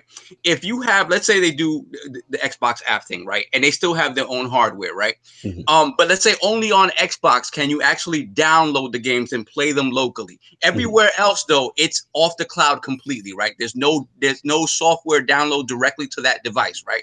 Now you're talking about a quality issue, right? You cannot have your name out there on another device with an inferior product than what you have at home, because at that point you're killing your name, right? So you have to get the tech to a point where it's the same across everything. And this is what they're starting to do with PUBG Online, with Fortnite Online, and having it across all of these different platforms. It's not there yet. They're talking about it because they know it's a concrete thing they're going to do. Right. It's not there yet, though. They're making the moves to put it in place and make everybody dependent on them. Yep. Interesting. And what about this whole narrative about the 2 billion gamers? You know what I'm saying? Like, across the board, and they wanting to reach in that space. So you think this is the play? Like, that's the play. Interesting. They want to be everywhere. They want to be everywhere because they know specifically in the console space on a worldwide scale, they cannot compete with the PlayStation or Nintendo name. It'll never be at that top. And as a Microsoft fan, as an Xbox fan, we have to acknowledge that. If we look at the 360 generation, right? The 360 was their chance to do it. And simply by the fact that PlayStation was able to come back at the end of that generation. That's a good point. And they had to get a head start. That's a good point. It shows you that, like King has said in the past, right? Xbox is the brand that we have here. It's not the brand that a lot of people want it to be here. Like if you tell me right now, listen, I'm gonna put you in a time machine. I'm gonna take you back to 1999. In 1999, Sega doesn't fail and the Dreamcast is a success. But you have the option to have Microsoft jump into the gaming space. I'm gonna take Sega. I think in order for them to go third party like that, they would have to completely fail. And I mean, not the way you think completely fail. Like they're like, we just can't do this. And I don't think that's going to be a point because they're always going to have that support, maybe from the American audience and some of the European audience. Like I don't think they'll get to the point where they need to go third party. But that's the thing. It's not a need thing. Again, it's about how much they're going to look at how much money they make here and how much money they make there, and they're going to go the route that makes them the most money. And again, if those decisions are dictated by Microsoft, my point is, then why? Never mind. I'm not going to. No, get off, Addict. I want you to get up because you're making. I'm good. I'm good. No, don't give up. What you're saying is a lot of people that people are overreacting. Right. That this is something that they're just future proofing, but there is never a chance of them getting out of the console space because they're making money, they're successful, and it's an overreaction. You know what I'm saying? I think that's what kind of Addict is getting off if he doubled down on it. And I agree, except for the fact that they literally made like $4 billion in profit from the Xbox brand last gen. But they're going third party, man. They're doing so bad. No, nobody's saying they're going third party. Say that. I'm not saying that. I'm saying because I want them to continue in the console space, and they said as much as they're going to continue that. I'm just saying in the long term. If it becomes viable to deliver the same experiences, quality experiences, as you would get locally everywhere else. But that can literally be with any brand. Like Sony could literally have the same thought process when they go app. Everyone can have the same thought process. No, but like you said, they have the infrastructure to do said plan. That's what I said. Like we're in agreement. We're all in agreement. If you really look at what we're saying, I'm just saying that thought process could be used on all of the platform owners, not just Microsoft. Right, but all of the platform owners are not in the position of Microsoft to actually make that a reality. They don't have the infrastructure to make that a reality. We've seen with Sony what happened with the Black Eye thing. They didn't. If anything, they would come to Microsoft for that infrastructure. If anything, they would come to them for that for that expertise. Lord King, we've been cutting you out. What you feeling on this? No, you haven't been cutting me out. I've been agreeing, checking us, man, letting us know that we can get a calm down. I've been agreeing with everything both of you have been saying. I've been agreeing with Clownz. I've been agreeing with Sovereign, and I've been agreeing with Addict. We're at a fork in the road where if they're hedging their bets, and they showed you where they're hedging their bets into this cloud. Now, where does that cloud take us? Everybody is so mystified by where it's going to take us. It's going to take us to where they want to be. They want to be the next Netflix. They want to be the next app. They want to be formless like water. You understand? That way, it can go anywhere at any time. When you pick up your phone and you have the same exact experience on your $800, $900 phone that is more than your Xbox, price-wise. There is... Go for that. True. Let Addict get in. And there is, like, as much as I hate to say this, like, as of right now, Microsoft couldn't even do that if they wanted to, even if they had the infrastructure tomorrow, because you can't put... First off, I don't think something like Game Pass in the long run is going to be something that's going to be around, because I guarantee you in the next 5 years, all of these third parties that are supporting Game Pass are going to pull out of supporting Game Pass because they're going to make their own Game Pass. That's a bold one. And then before you know, you got people like Ubisoft, maybe not Sega, because I don't know if Sega would want to maintain that infrastructure. But then Microsoft's going to have to rely on their first parties. And as of right now, they show me they have no real...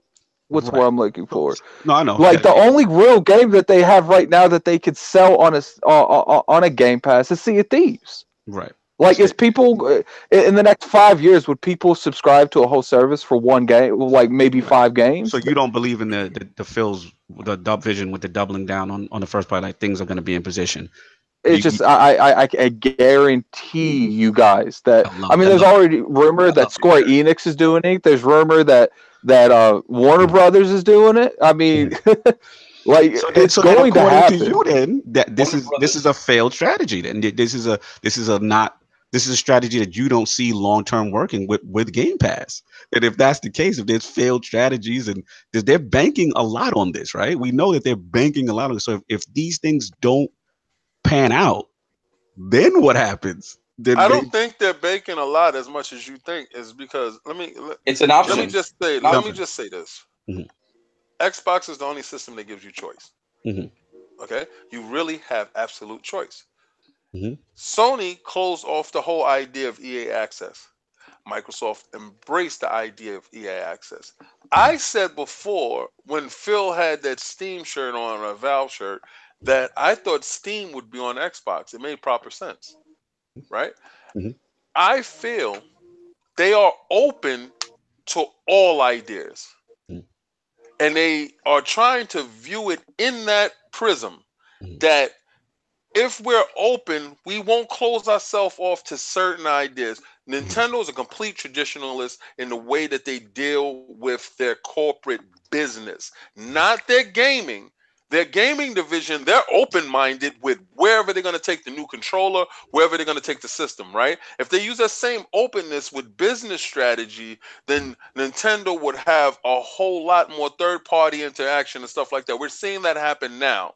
All right, remember what I said with the dinosaurs dying, the younger are coming up, and it's changing the philosophy and the DNA inside Nintendo. Give it a couple of more years, Nintendo will be like a Sony and a Microsoft. Right. Microsoft is a little bit more progressive, is because of our European DNA, our Western DNA.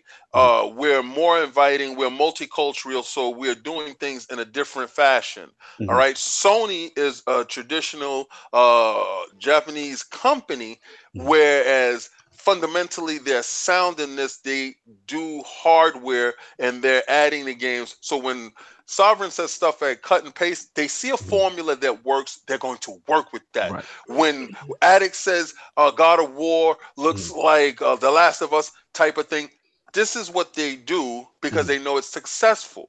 Right. Okay? Microsoft will branch out and try to do unconventional things. Sometimes it fails, sometimes it doesn't, sometimes it succeeds. But we have to embrace that they all will be apps. PlayStation tried it with that Now app because every television from Sony launched with it. Actually, all right, just like Clownz said, it launched on every television. Microsoft doesn't have a television division. If it did, it would have Game Pass. So know that they want to get to that space. They will have to partner with a Samsung like they partnered in the past or a big brand to bring that to you. But don't think for one instant that they don't want to be the next Netflix or next Amazon. Yeah. That's where the bucks is at. Preach, man. Preach, man. I agree with you. Shout out to Samuel Tolbert in the chat. Shout out to TF God, in reference to what we were talking about earlier, what Addict was talking about. Their feeling is that the market can't support, 100 different subscription services like a Game Pass. Yeah. And Sam told made a good point. He was just like, that's why Warner Brothers actually joined with EA Origin Access. So that is true. Financially, it might not be in place for that. The last point I just want to jump into, because I know this is a great topic, y'all. This actually, C King, it was a good topic. No, it's always a good topic. I don't ever disrespect his knowledge when it comes to things that I don't know. Yeah. I don't know it. So when he knows it and he puts it out there, that's my brother, and I'm rocking with him. I just said we beat the hell out of it, and nobody does it better than he does. But to be honest, this is the most in-depth conversation we've had about this. Because you know what? Remember when I tweeted it out? I said we got confirmation. So now your ass is staring at the ball. Leave the park as you flick your bat and you staring down the picture. Somebody beam this man. Baby. But I want to jump in real quick. Yeah, man. I mean, this is really good. I mean, notice I did baseball for you, Sovereign. Shout out to Addict making some good points, man. Also, too. But I wanted to get with this because the Verge article and the Game Industry Biz article, when they were talking about that whole 2 billion, and by 2020, that's how Microsoft, envisions how many people playing video game, and they want to reach them all. They think the parameters are changing.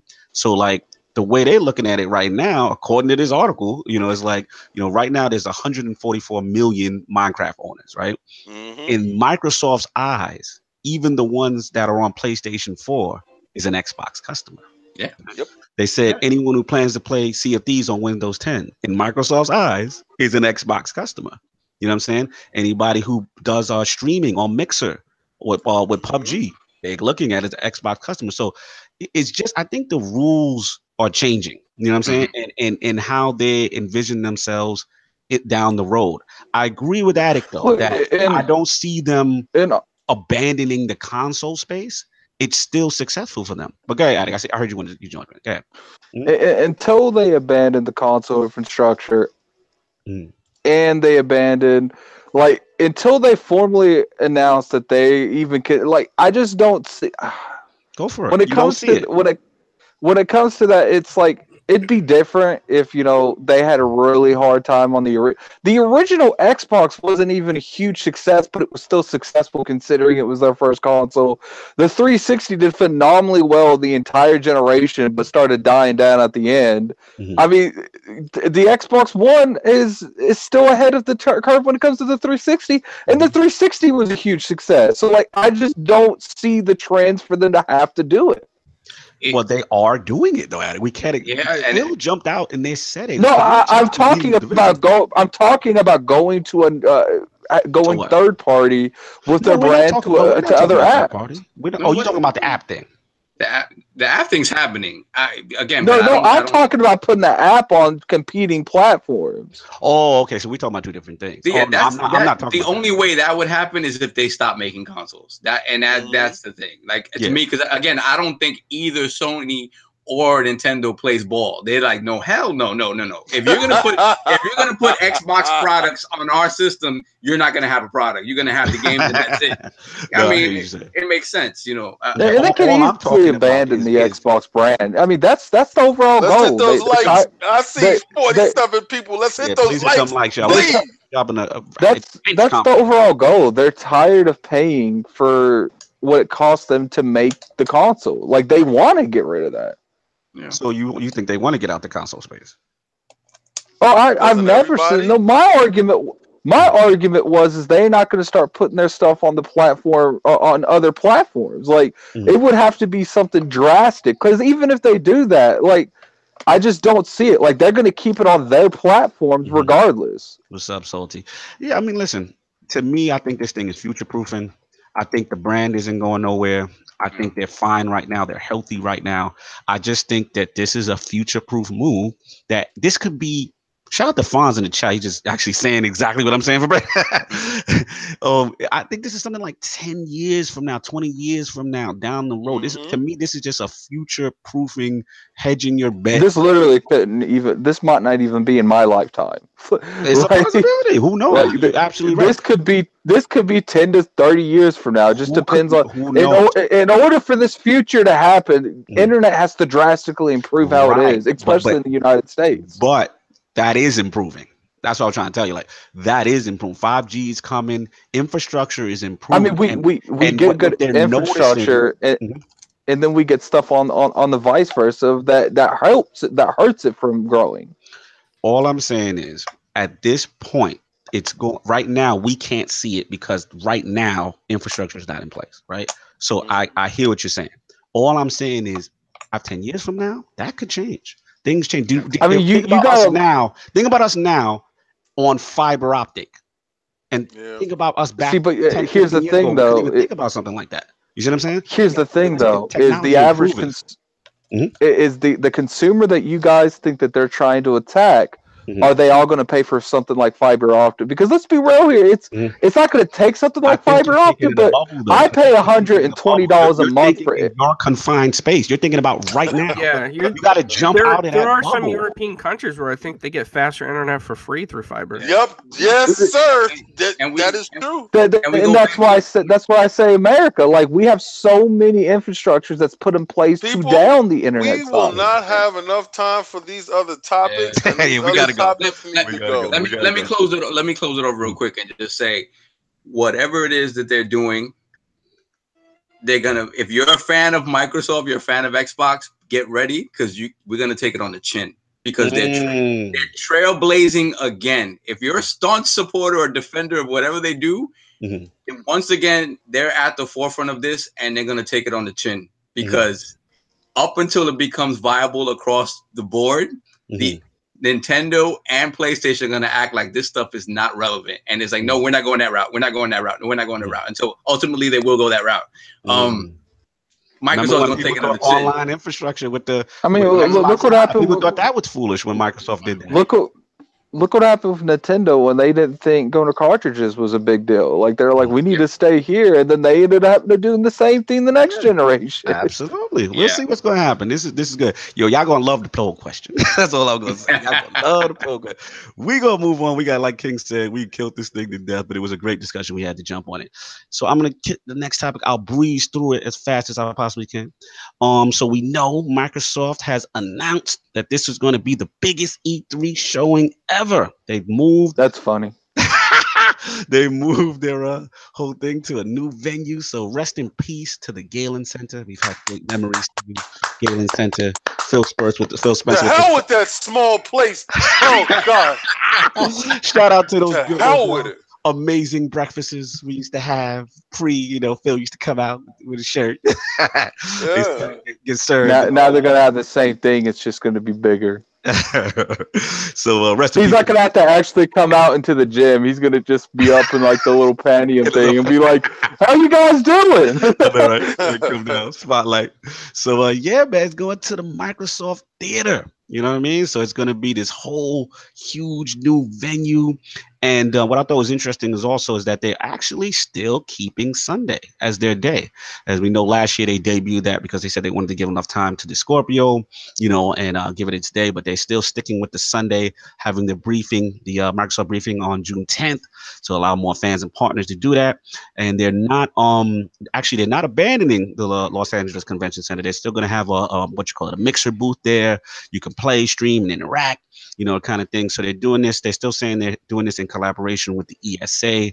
And I just wanted to bring this attention to the Lords. What do we feel about it? Also, in reference to the rhetoric, obviously biggest E3 ever. How do we feel about that? How important is this E3 for them? And also, do we think it will deliver? So let's start with Lord Clownz, the new venue, their updated presence. What do we feel about that in the biggest E3 ever for Microsoft? Well, I think the venue move is just because it's probably cheaper for them since they already sponsor it. As far as the biggest E3 presence ever, I have no idea. It could be more about the cloud or their deals with partners, maybe what they're looking forward to in the future. So hopefully, they can elaborate on some of this cloud stuff and where they're headed. Absolutely. Now, what about like Sunday, like retaining the Sunday date as opposed to going back how it used to be to the Monday? They would go first in the morning or whatever it would be, and then Sony would come after. Do you think that's a good move? Yeah, I think it's a fine move. Maybe they just want to say what they got to say before somebody leaks it. No doubt. And the rhetoric behind like biggest E3 ever. You think it's hyperbole? Do you think that the chest is out, that they're coming with the goods? What do you think? I think it's, I hate to say this. I just think it's marketing hype. Absolutely. But I do think that the fans are probably going to be excited, as always. We were excited about the X. So it's going to be something exciting for us fans in general.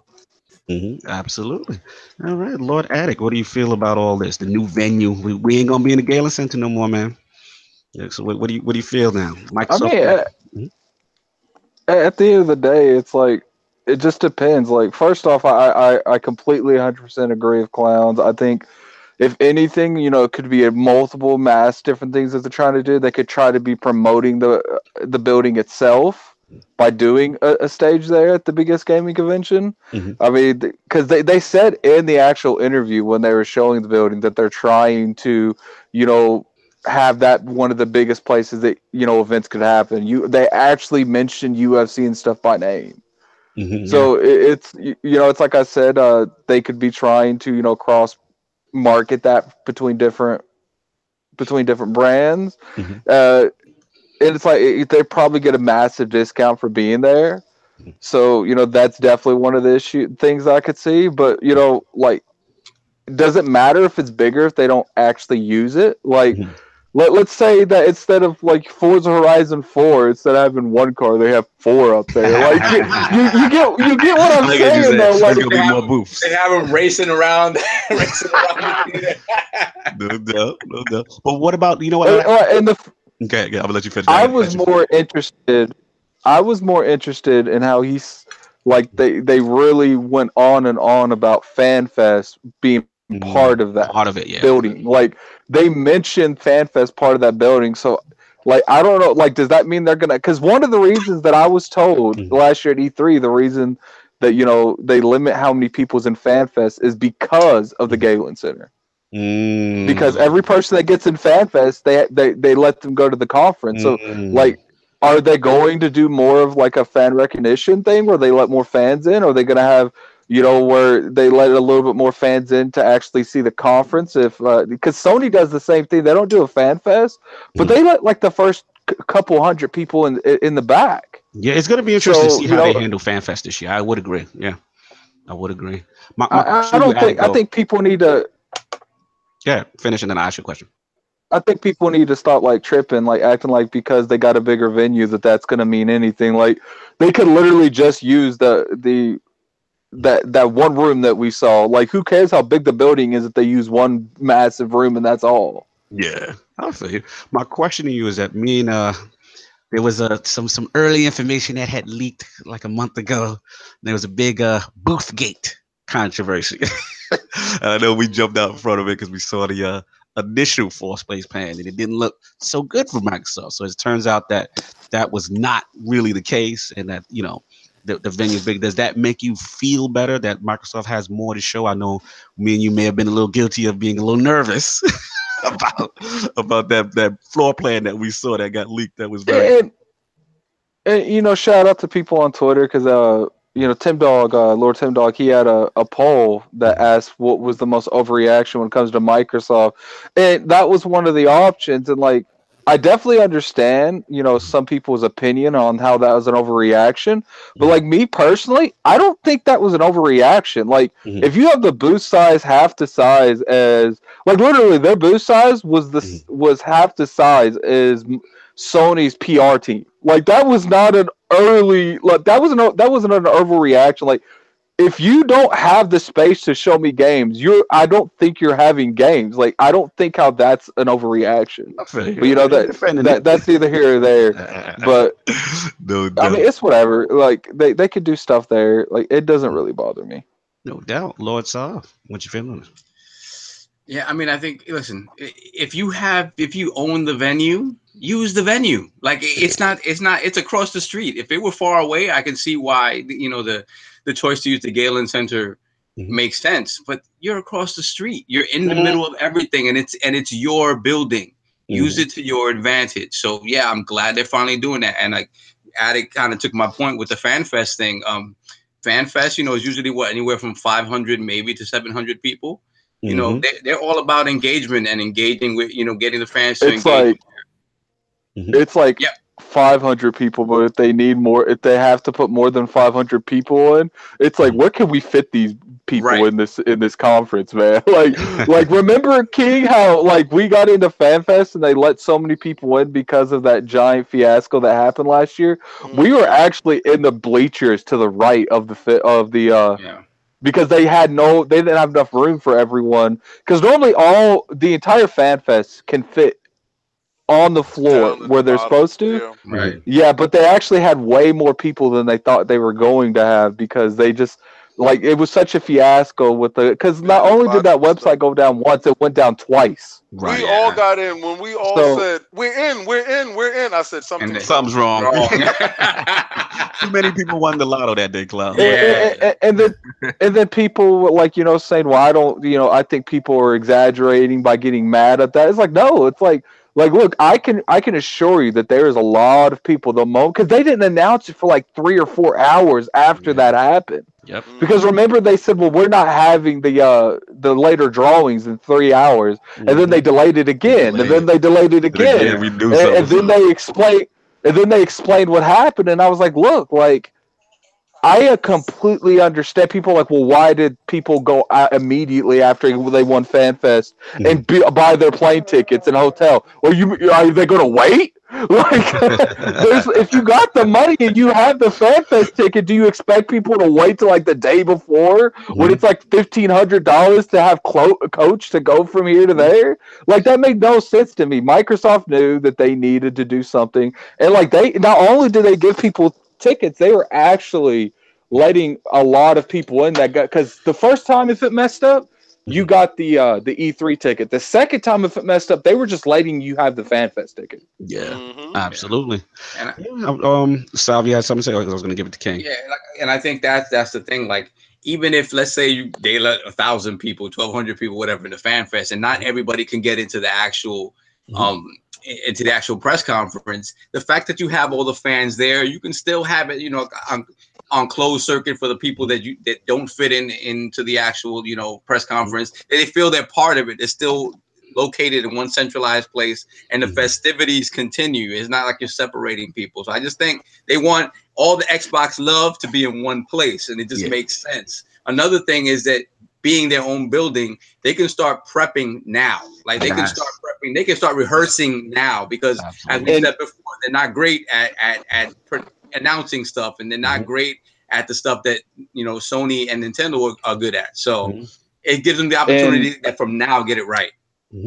A big thing, I think that one of the biggest highlights is don't expect a lot of stuff to get leaked this year, because I hope not. Every year at the Galen Center, when they do those rehearsals for the whole, that's literally how they're always leaked, because someone sees it. Microsoft is going to have this press conference where only because you if you're going to a third party event like that where it's not your building, you can't really do a whole lot. And I don't know if they own that building or not, but they have more say on what's going on in that building than they do the Galen Center. I would agree. That's a great point. It's really hard to keep stuff at wraps because you can't stop certain people that work for that building. And if that person knows relatively anything, he can do serious damage. Like, imagine if the Microsoft, if Master Chief Collection wasn't leaked. No, it's a good point, because I remember prior to the show, like, someone leaked almost Phil's whole spiel about what he was going to announce, and I'm just like, wow, you know what I mean? And plus, if it gets leaked this year, I guarantee you Microsoft is going to know exactly who did it, because they had control over who was there. No doubt, no doubt. Lord King, what do you feel about this E3 presence, the Microsoft Theater Sunday? You know what I mean? Biggest E3 ever. Where you at? Well, Phil understands the whole symmetry when it comes to Sunday, sunshine. Your mic is low, bro. Oh, okay. Sorry. You can hear me now? Yeah, I get Purpose? I said Phil sees the whole symmetry when it, Sunday, sun shines, have enough sunshine for everybody else for the whole rest of the week. What I feel is that since when do we take a positive and turn it into a negative? Since the internet existed. No, but it's just this whole. We have a big center. Like when the plans leaked before, people were standing on podiums and little stools and ha, you got a small space. And I was like, shout out to Jake Barr. He said they're gonna be selling dilators out that spot. Yeah, I'm like, yeah, and I'm like, okay, they got a small space. In the grand scheme of things, we're not privy to really what's going on in these companies. Facts. Okay, so all you're doing is speculation and Yasser Boston in the corner playing the fool. And then it comes out that you're wrong. No, I don't ever see nobody backtrack on they wrong. I don't ever see anybody put their hand up and say, yo, they got me. I just, I don't unless you point. Twitter force them to. Yeah, but I don't. You got the screenshot. Yeah, that's the. I don't care for it. Like, see, because they have a bigger center. I gotta interrupt you a second. King David is not that man. This man made a video was like, I was wrong every occasion he's been wrong on this podcast. It's like, yo, listen. You gotta stand up and be a man held accountable for your words. Your word is your bond. If you stand for nothing, you fall for everything. All right? So I want you to understand, they got this big center and they're doing Fan Fest. And they're showing these games. And they say this is going to be the biggest ever. Yes, it's a bigger building. Yes, they're going to have more people. Yes, they're going to probably show more games. Yes, they're going to have more interaction. So, yes, is it the biggest thing for them? Yes. No doubt. It's a yes. So, it's no rhetoric. Is it hyperbole? It's not hyperbole. Like he said, if there's 2 cars, it's 3 cars. If it's 2 pirates dancing, it's 12 pirates dancing. Who cares? The part thing that the part of the thing that never made sense to me when it comes to stuff like that is like, I understand, you know, people get tired of, you know, I see a lot of people going to Aaron Greenberg a lot over, you know, some of the remarks he makes when he hypes the brands. It's like, he's the hype man. Job. That's his job. He's Flavor Flav. It's like Flavor Clownz Flav. said, it's like when they say biggest Microsoft thing ever, like you have to understand that's just part of the marketing spiel. Yes. Like, that's literally done in every section of the industry. It's going to be the same exact thing as BlackBerry, but less. What the hell are you talking about? I mean, it's like perspective. It's like perspective. Exactly how Phil Spencer announced. You know, what happened was someone asked him. They were joking. They said, "Can you link all of E3 right now?" He said, "I could, but then at E3 people would say there was no new news." Yep. Fair enough. Fair enough. You see, we are at a point now, and I love all the information that came out about this stuff. I love it all. I love the space of Nintendo. Nintendo had a space that was beautiful last year. This takes, and I'm seeing Nintendo it now, section was crowded last year. Yeah, it was insane. But this opens up one of our biggest concerns: space. If you've never been to E3 last year, you understood that you were shoulder to shoulder, rubbing elbows with individuals that you wouldn't want to sometimes. And it was just too crowded and you didn't get the enjoyment that you needed. Right. One company took it out of that cramped space and said, okay, we're going to give you this space here so we can make it less cramped so it could be more enjoyable. How the hell is that bad? No, not bad at all. It's just, like I said, a lot of people, like you said, Lord King, just have to eat their words. You know, they didn't want to fall on their sword. Get that crow pie, baby. Crow pie tastes delicious in the morning. Exactly. I'm just gonna finish this up because we got to move on. But yeah, man, I agree with all the Lords. Everything, you know, what Clownz was saying in reference to marketing. You know, what Lord Ag is saying. I'm loving that they're controlling their own space. I think that you know, for the most part, this is a very positive thing. I actually love the fact that they're remaining on Sunday. I think that's a great idea. I think this is something they should continue. I think that's weird. You think it's weird? Why? You think I feel like last year the reason they did that was because of the X. I feel like, I don't know. It's weird that they don't go back to their Monday. They want to dedicate a day to them. Yes. Like, even though they still share, I think Bethesda's still Sunday. Are they? Yeah, Bethesda's still Sunday. Sunday night. Shout out to Brap. He said, "Will they have a band?" But then again, the reason that it probably benefits them is probably not having a whole day to themselves. Because at the end of the day, if Bethesda announces Elder Scrolls 6 this year at E3, nothing Microsoft announced is going to be talked about. Fable 4. What'd you say? I'll talk about that. Yeah, get him, Clownz, get him. But at the end of the day, I don't think it's necessarily on having a day to themselves. I think it's about being the first event to knock off to start E3 with. I still think it's having a day to yourself is huge. I think that 24-hour news cycle, you're in the mind share for a while, because prior to that, they would jump and they would only have the headlines for a couple of hours when they were on a Monday until Sony comes right behind. And then the other thing I didn't like is Sony had the ability to counter right away. You know now they rarely have the counter right away. They got a whole day. That's fine. And I hear what you're saying. I completely hear what you're saying. All I'm saying is at least you should got that whole 24-hour cycle to have the media to yourself. I like that. You shouldn't really, like, when it comes to stuff like that. I know that's probably something that they do think about. You know, no, but you can't worry about Sony. That. You can't worry about that. You got to do this. That's just me talking from a competitive standpoint. But I agree, as a company, you've got to do you, put out your message, and be done. You know what I'm saying? So that's cool. You know, it's gonna be interesting to see what happens. You know, how they do the fan fest. I like that it's in the venue. Big exciting things. I think that's kind of hyperbole. They just got to bring the games. They've got to bring the games, and I've told they got to. This year is the most. Absolutely, I've told Lord King this on. If I know Phil, it's his Xbox only begotten son, our Lord and Savior, his Lord and Savior. But this is the year I judge Phil. I'm not. I mean, he's got the box he's want. He's in position. He's at the Microsoft roundtable. And I feel like he's been here long enough for at least CGI cutscenes for games he put in development. Listen, and even if things are not finished, I think they even have to break protocol. Even if they don't like to show things that are not finished all the way yet, they have to give us a couple of, teasers. That's what I said, CGI. Yeah. Like, even if they have to show CGI, I expect something. Something. They have to get the base galvanized. This is the year. You know what I mean? So we'll if you think about it, this is the first year, besides Crackdown, maybe they'll show something about State of Decay, but they really they didn't announce anything big last year. So it's not going to be at this year's E3 besides maybe Anthem. What else could fill up that time slot? Phil, that's what we got to see. Forgive them, for they know not what they do.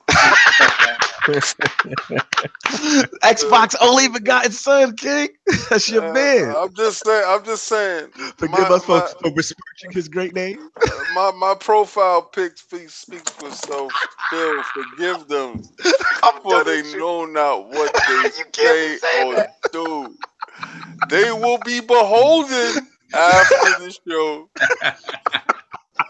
He says that now, but he all talk. He ain't doing nothing after the show. Listen. This E3 is going to be a movie, right? It's going to be a movie. Shout out to Midnight. He's the complete photographer, 100% editor, 100% photograph genius that's going to be behind the production of a movie. There's going to be a movie. And if I feel it this way, I feel the goosebumps in this manner. And I'm going as big as, trust me when I tell you this, Addict, E3 is going to be so big for the Iron Lords podcast and for Phil Spencer himself, because Phil got a big haul. He got a haul. He said, I'm going to separate myself from these individuals because they are not on my level. I took Sunday. Sunday is my day. Y'all are not looking at the biblical ramifications because of Sunday. Right. See what y'all doing is y'all looking at it and you're not seeing it for what it is. Oh my God. He said he didn't like certain things and he's changing it. When a boss doesn't like things, he does it through actions. He removes your rhetoric. He told you that y'all said y'all wasn't powerful enough. Shut up, your box is weaker. Now we got the X. The cycle, they didn't like how they can just come right behind, like Lord Cognito said, they come right behind. You say something, they come right behind, they take it away. You don't like that. We want that 24-hour cycle. What we gonna do? Take Sunday. No, Fastback said, who's breathing on King's neck that's giving you goosebumps? I'm dead. They are going. You know who's breathing on? It is the heat of the sun. And I'm telling you, open your window, let that sun in, get out that darkness. Let this shine on you. Listen, say it again, Clownz. Say it again, Clownz.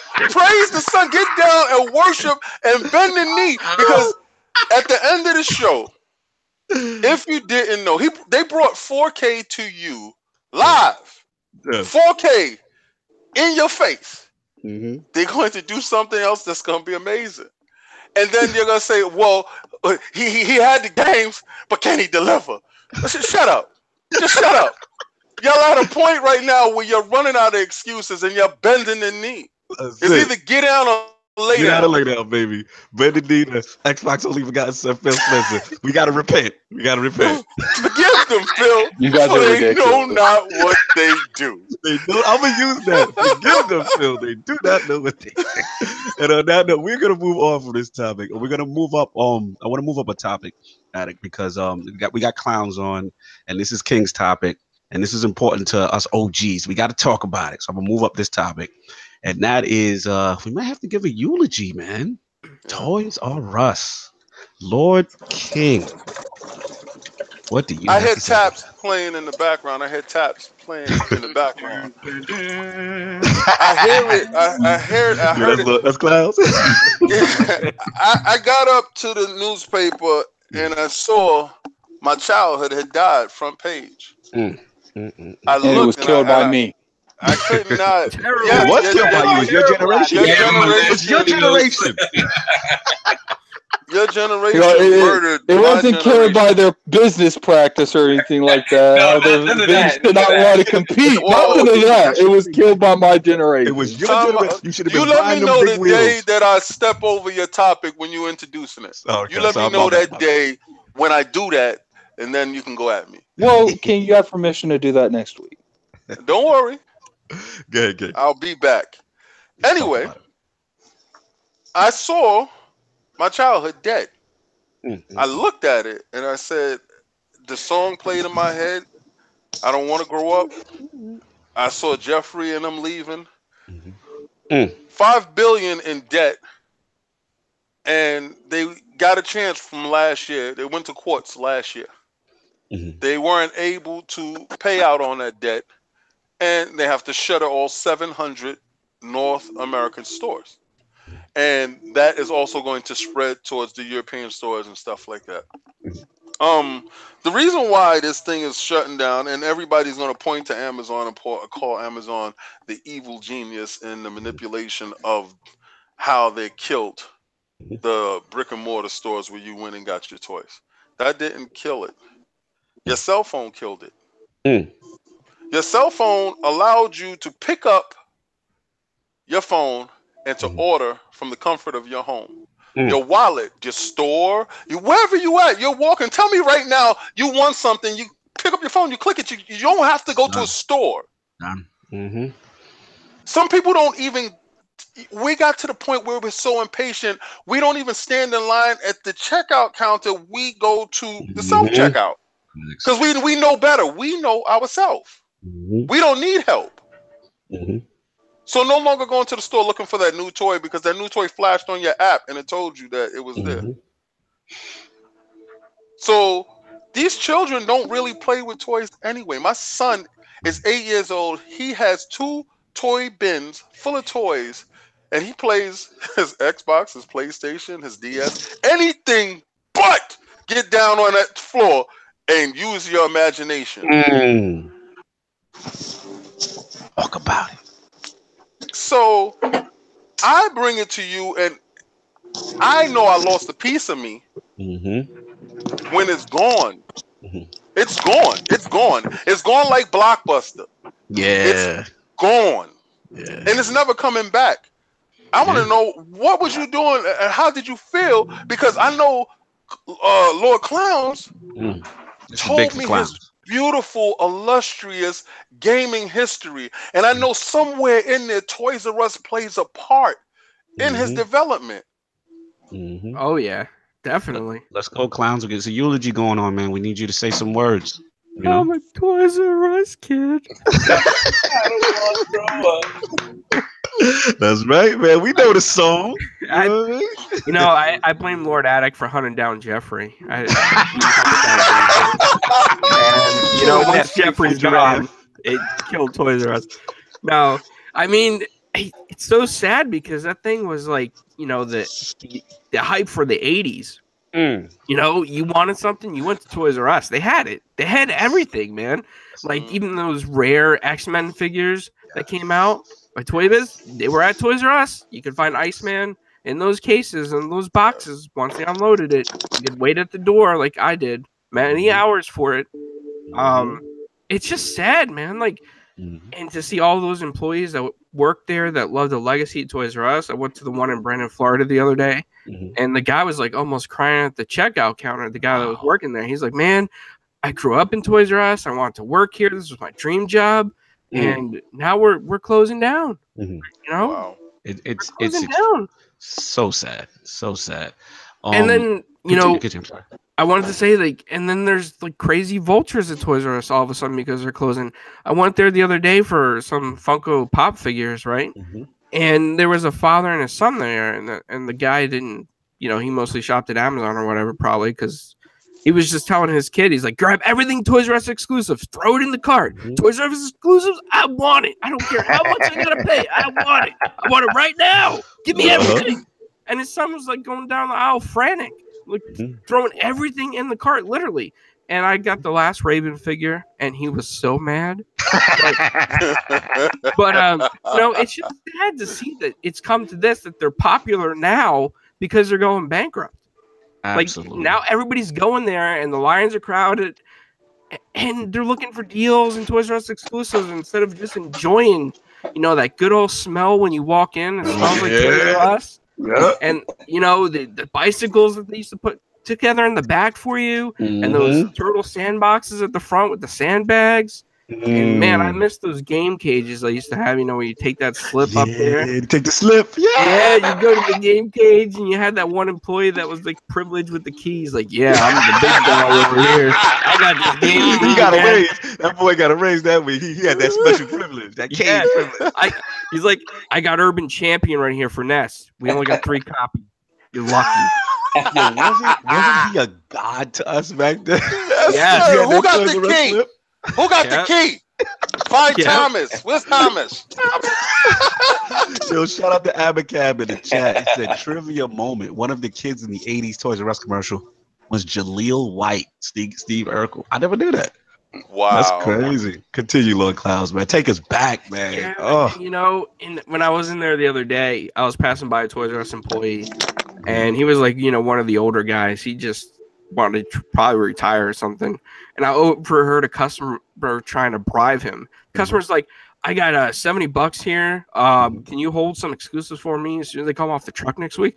Guy's like, I don't give a shit. We're closing. So yeah, I'll hold it for you, man. We got this. And I'm sitting there like, what? I want these things. I'm a real Toys R Us kid. I'm not even a nickel and dime you guys. I'm a real kid here. I'm with you, man. I'm with you. I go back to those commercials and I still watch them. And I really hope, the CEO said that after the bankruptcy, which is going to happen on Tuesday in court, they're going to start slashing prices Tuesday afternoon or something like that. But he's trying to hold out a few stores after bankruptcy in hopes of a buyer. So maybe me and Lord King can start like a GoFundMe or a Kickstarter for the $5 billion or something. Maybe we can do this and take over Toys R Us and run it right. Let me tell you something. If you're serious about that right there, I will actually engage you in this foolishness. I will actually engage this foolishness to no end. I'm not playing when I say that. I honestly believe there's a lot of 80s and 70s babies that don't want to see it go. Yeah, and I will be, me and Clownz will be perfect owners. Let's do it. Of the franchise, because we will bring it back and bring it to this new digital age where Addict can shop at Toys R Us. Now, I'm just like, when it comes to that, Jeffrey in the boatmobile so he can't hurt him. I'm just hold up. Yeah. Hold up. Go on. When it comes to that, I just want to hey, Lord Cognito. Mm-hmm. I'm listening. Lord Cognito, what's up? What is the shopping arrangement that Lord King makes? It's Amazon, isn't it? Like, how is it my fault? You don't need to shop at Toys R Us. No, Addict. I do take my children to Toys R Us, and I do give them free range when we walk inside the store, and I do tell them to shop till they drop. I do that. And if I can't find something, like when I go get my Amiibos, that's the only place I shop at to find those exclusives. Toys R Us have exclusive stuff. So you shop there like twice a year. It's my fault. Gotcha. Okay, let's continue. You know what? This is true. I'm not lying, but I'm not lying. Mm-hmm. You're right. That is true. I will admit my fault to you, Addict. You have shown me the way. Hey, Lord Cognito, when's the last time you shopped at Toys R Us? Me and Lord Clownz would bring it to this new age. That's right. We'll hold video game competitions there. We'll get some executives over there for the fans. Listen, man, let me jump in right quick, man. This would hurt. I mean, got the information from King, and then Clownz followed up. I want to shout out Old School Style in the chat. Lord Old School Style, man. He actually has a fantastic article right now up on TICGN.com on Toys R Us. And full disclosure, I'm gonna put your business out there because you put it in the article. He was a manager at one of the closing stores, and he agreed with the decision to close it. And shout out to Lord of Old School Style, you know what I'm saying, holding it down. But yeah, he had a good point. He just said, like, kids, You know, they got handheld systems like the Switch, you know, tablets like the iPod, you know, smartphones are like the new walkie-talkies, you know, puzzles and board games. No one's buying that. You can do that online. You know, it was basically one of these things where they were just being reactive, you know, and the times were just changing on them in front of them. And then, you know, compound that with Amazon, Lord King, your infamous Amazon, you know what I'm saying? I shout out to them. It's so convenient. I can just press a button and literally order everything I have. The online retail space is so big. And then he also made a good point in reference to Walmart and Target. You know, when it came down to just that pricing and being ultra competitive, Toys R Us could not compete with that. And it just ultimately led to their downfall, and the debt, you know, was just unsurmountable. Yeah, the problem with that was the fact that once they had all that debt, right, then you would think the answer to that is to get more investors to eat up that debt. And what happened was, instead they took the company private. Once they take the company private, that debt is yours, and no one else's. You have no one else to help you pay down on that debt. And then it happened at a time when, like you said, all of these other companies are evolving to include everything that Toys R Us does as it is. Facts. And it turned into a thing where they didn't have the capital to reinvest in changing their image. And you know, the writing was on the wall. When you see something like FAO Schwartz go down, FAO Schwartz, you know, went down because the fact that it was the most expensive place to shop for toys. That said, that is Nirvana for toys. It was Nirvana for toys. Like, if you walk into FAO Schwartz, they get the experience that you're supposed to have when you walking into a toy store. It felt like a dream going into that store. Absolutely. And that's what Toys R Us never was able to capture. Like, it just, when you walk into Toys R Us, it looks like a warehouse. It looks like a cavernous sort of warehouse. Right. You don't, you know, the staff that's there is very thinly spread out. That you kind of run around and do your own thing. And it just doesn't feel like this joyous experience that you should be having when you're shopping for toys. And it's a sad thing, man. When you think about that, you think about like when Lionel Kitty City went out of business, when the Wiz went out of business. These are our, like, for 80s kids, these are the brands that we remember. Yeah, these are the things that we remember. And it's a sad thing that, you know, and in, like I said, in Toys R Us's case, a lot of it really wasn't their fault. Like, all these companies have a lot of debt, but once you do things, in opposition to fixing that debt, it was only a matter of time. Like, it really was. I just want to pile on. I mean, shout out to the chat. There's a lot of 80s and 70s kids, and everybody's going in. Yo, shout out to Def Singer right now, because he's talking real Transformers. There's a lot of real Transformers talk I see going on, and I got to comment on it. You know what I'm saying? I got to get a little emotional, because my first ever time at Toys R Us was my dad. He took me there, and this is G1 era. And I got devastated for the first time. There was six in the box, baby. Remember the 6 in the robots that combined into one? Yeah. And it was just such a, you know what I'm saying, joyous thing. You used to get, like, I used to so look forward to it. Like, you were good, you get sent to Toys R Us, you know? And you get your G.I. Joes with the Kung Fu grip. No, like, I will say one thing. A lot of you guys know, especially people who follow Planet Xbox, that I used to play Yu-Gi-Oh! A lot. And they actually held regionals and stuff at Toys R Us. Like, they if you won, you got these little point things. You can go to Toys R Us, and you can cash them in for packs. Like, that's the only experience I have with Toys R Us. Well, like, and I went there one time. I'm happy. I went up there one time with my cousin Storm and my cousin Sage, and his dad bought them a GameCube, and then that's the only time I've ever been in that store. I'm actually proud that you actually was able to at least go in one, because, like, again, Clownz know. Well, there's one here in our mall. Well, get in there, damn it. Go now before all the dads take the exclusives. Exactly. Clownz knows, like, it was so important, because as a child, like, that was the spot. It was like it was like an amusement park for a kid, and you came in there and you had so much joy in your heart because you knew you were gonna get something. It was just, oh man, like I literally had some of my favorite toys ever at Toys R Us. Like I said, the Transformers, the G.I. Joes, soft. No, we used to go back. Man. You know what I mean? Oh, that, man, everything. And for me, it was Christmas time, because when I was old enough to be, you know, to be privy to the realness and find out about Santa Claus, right? So I was allowed to go on to the toy shopping trip, you know, and that was a big thing for me. I'm like, I'm in the in crowd now. I'm an adult now. I know about this. So it was so much, you know, I'd be walking between my mom and my dad, and they'd be using me to pick the toys because I'm the kid. So I know what they like, what they ask for, whatnot. And it was just, and it's such an amazing experience. I'll always remember that. And it's a sad thing that that sort of stuff just doesn't happen anymore. Shout out to Brap, Starscream, Megatron, Optimus Prime. People talking about the Transformers. Because that was the place to go. Like, if you went any place else looking for Transformers, they really didn't have a large selection. They had their own aisle. Like that's where I got the whole. What was that? That thing that we got where it was a racetrack. It was like a track. What was that? Galvatron. What was that? Oh, you about the Omega Supreme one? Omega Supreme. No, the Unicron. Unicron. It was the world, the biggest Transformer. They had like Fortress Maximus or whatever. I forgot. They had a bunch of like city ones. Yeah, I had Fortress Maximus. Yeah, but I think Unicron was the one that had a track.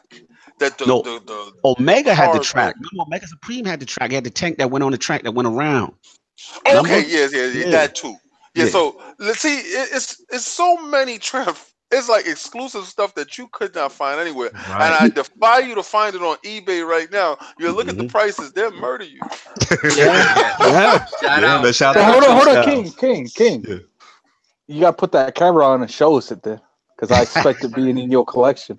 Oh no, I don't have no more Transformers, bro. Yeah, a lot of us. My child. I didn't have one of those fantastic moms like you say, Lord Kratos, who that's his Super Pops. He has Super Pops. I didn't even have a daddy. My daddy was not around. But shout out to Lord Kratos, whose moms held down all his collection of video games and stuff like that. My mom, I moved my mom's threw my stuff to the left. So shout out to Lord Marlonius. Lord Marlonius has mint condition G1, all of it. What? Oh my god! Mint. Oh my god! Let's rob him now. Yes. Iron Lord podcast does not endorse any kind of robbery whatsoever. Did you hear his Bronx come out? That was auction it. That was his Bronx though. That was his New York City Bronx. He said he got G what? Get him. Get him. Where he live? Where he at? Mint condition. Oh, Lord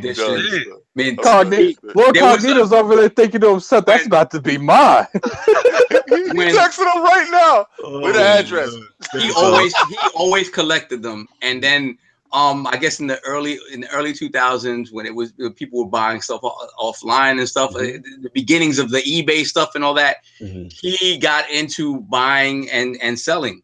And he made some good money buying and selling, and in the process was able to complete his G1 collection. So he has everything in boxes. Yeah.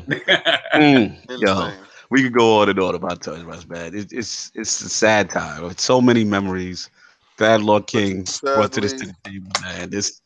We got to pour a little liquor out, man. This what hurts the Lords, man. For all OGs in the chat. 40. You know what I'm saying?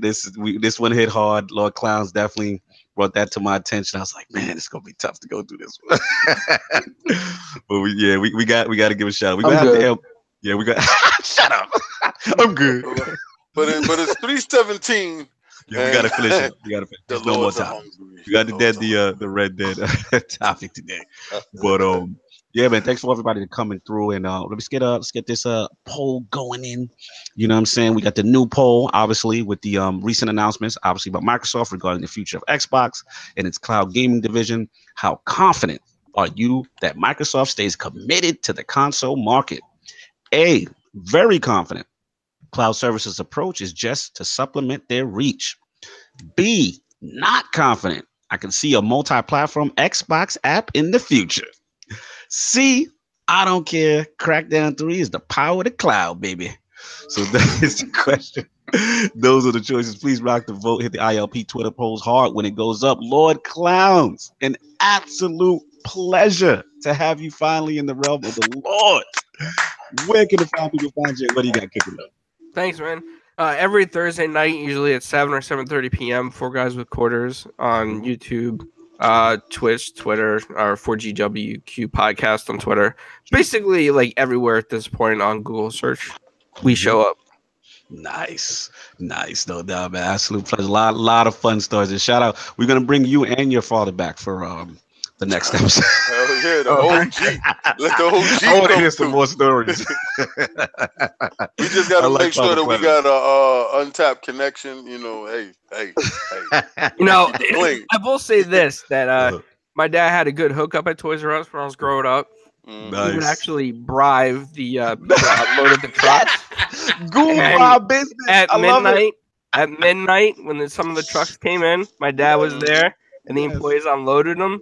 They would actually bring them up at the cash register, and they'll be like, "Oh, here you go. Here's the whole box of Iceman. That's rare." Oh, wow. Yeah. Wow. What does that sound like from New York? What does that sound like? It sounds like talk that we don't really need to be Hey, talking forget about it. You know what I mean? Forget I about don't know the way Lord Cognito was talking earlier. There wouldn't be no ringing up. They'd just take it out the back door. That's that Bronx in them. That's the Bronx. That's that Bronx tale. That's a Florida tale. Well, my dad he actually grew up in Brooklyn, but he was from Italy. See, there you Came go. over Now on we the do It it. is. There you go. He sounds like New York. Your dad Yeah. sound like I told like- you that already. You- Told you. we Y'all picked didn't that up hear right me. there. Y'all didn't hear me. Shout out to Clownz, man. Absolute pleasure. We got to get you back on. Also, Inferno, huge fan. 4 Guys with Quarters, Zebra. ZP, I can't pronounce it. Is it ZPCI Assassins? Yeah, Zombie Pest Control Incorporated Assassin. Shout out to Assassin. I love him. He has more enthusiasm than Lord Addict. He's got that sense of humor that just comes in out of nowhere. Yeah, It's he so is dry funny. and sarcastic. Yes, it's like very dry. It's funny, man, just to get some It is. reactions out of him. Absolutely. Love the show. Huge fans. Just want to shout out real quick before we do our outros. This is from the Inner Circle Network. Please go. There's an Ultimate Sea of Thieves giveaway on TICGN.com. It's by our friends at the XP. Shout out to Fane and the crew. This is your chance, y'all. Y'all can win a physical copy of the game, as well as the Xbox wireless controller, that limited edition joint, the custom one. So please go to TICGN. It's one. I think they just posted the interview too. Nice, yeah. And we got shout out to Tick last night. Craig Duncan interview was lit. TIC's DN's doing it big, y'all. Y'all gotta check that interview out. It's really dope. Craig Duncan, you know what I'm saying? You know who he is. Sea of Thieves is coming. So we got a lot of stuff cooking with that. But please make sure you get on that giveaway. It's one day away. So let's get our outros popping. Lord Addict, my brother from another mother. Co-host with the co-most came through. I'm very happy. I didn't know you'd be able to make it today, so it's good to hear you and hear you fight with us about the cloud and the future Xbox. That was fun. Where can the fine people find you? What you got cooking up? Well, you definitely won't find me in a Toys R Us. No, I'm joking. But, Oh man, come on. Damn. Breaking my heart, Lord Addict. Kissing on the grave. The youth is so disrespectful. Oh. no, but I appreciate everyone for coming by. When you guys started talking about the God of War thing, I was literally looking through my friend's house, like crazy looking through. I was like, there got to be a headphone or a mic or something in here. Because I have this note now, like the processor can like register me talking a lot better. So like I actually come through clear when I have a mic now. But I couldn't find a mic. Nice. And when I found one, I was like, the first thing I thought, I ain't gonna even lie, I was like, King is done. And I just plugged it. That got it. What topic is what did. Yeah, he thought I was coming from. I really wasn't. No doubt. Lord Solve, what's going on with you? And where can the fine people not find you online? First Oh, off, he's gonna find his ass online. yeah, this week. next week. Continue. Hell with that. Yeah. That's over with. Continue. First off, big shout out to Lord Clownz for coming through, man. Appreciate Absolutely. coming on here with us fools on here. But yeah, definitely you can find me next week playing Way Out with Lord King. You're gonna find me. We're gonna do this. We're gonna do this. Profile's gonna be online. Is it gonna be? Gonna be online next week, baby. Well, even if he shows offline and anonymous in my chat, jump in. That's solved. We're gonna play apps. Gonna get into some Sea of Thieves as well. And I'm gonna visit my friend Mr. Lee and maybe pick up an early copy of the show. Nice. Good to you come back home. Sovereign coming back home to the show, baby. So we gonna. You gotta come back because they got a Yankee in New York Yankee. They got my man on the cover. Just wait till that copy comes out and stop giving that charlatan any money. Yo, bro, said, let's get that State of Decay 2 on. You know what I'm saying? Shout out to you, Tyler. No doubt. Lord King with the beautiful testifying this morning. Had the church all energized. It was really, really emotional. We really enjoyed what you had. Holla back, baby. Hey, where can you find people about you? Yeah, you can find me on Facebook. You can find me on. Don't find me on Instagram, but you can find me on Twitter though. Twitter is where it's at. That's where I'm living at right now. Then you're gonna find me on Portal and some other places. Now that we have in our possession a GoPro Hero 6 4K 60 frames per second. It's crazy. This shit's gonna be lit. It's nuts.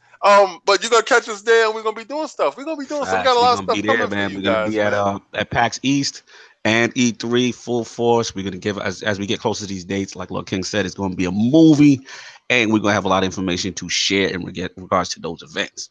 Absolutely. What about where to find people can find you at in the meantime? Before that, on Twitter. Yeah. See me there, and you can see me on that Xbox. You know what it is. Stop playing. Y'all get on that Xbox and get at me. That PlayStation. My PlayStation name, my PSN name. Fanboy segment is Xbox 360 Lover 01, and that's a real name. Shout out to me. It's there.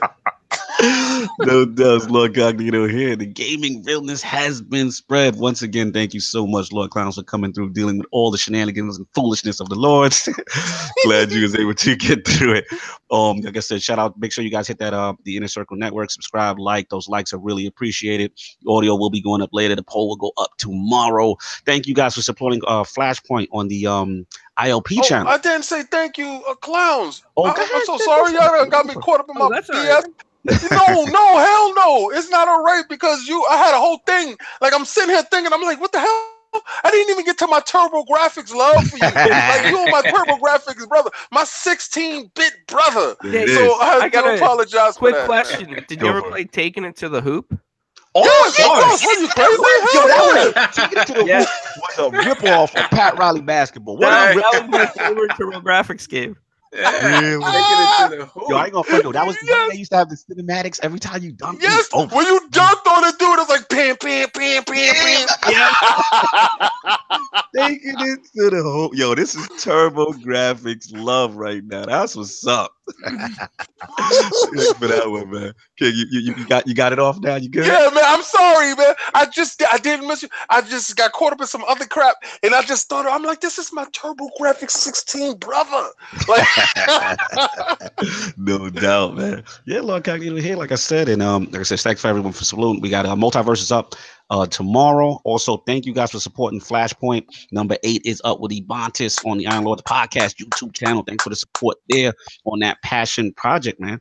And it is Sunday. Thanks for rocking with us. Everybody enjoy their Sunday. Have a good one, and we will catch you next week. Peace.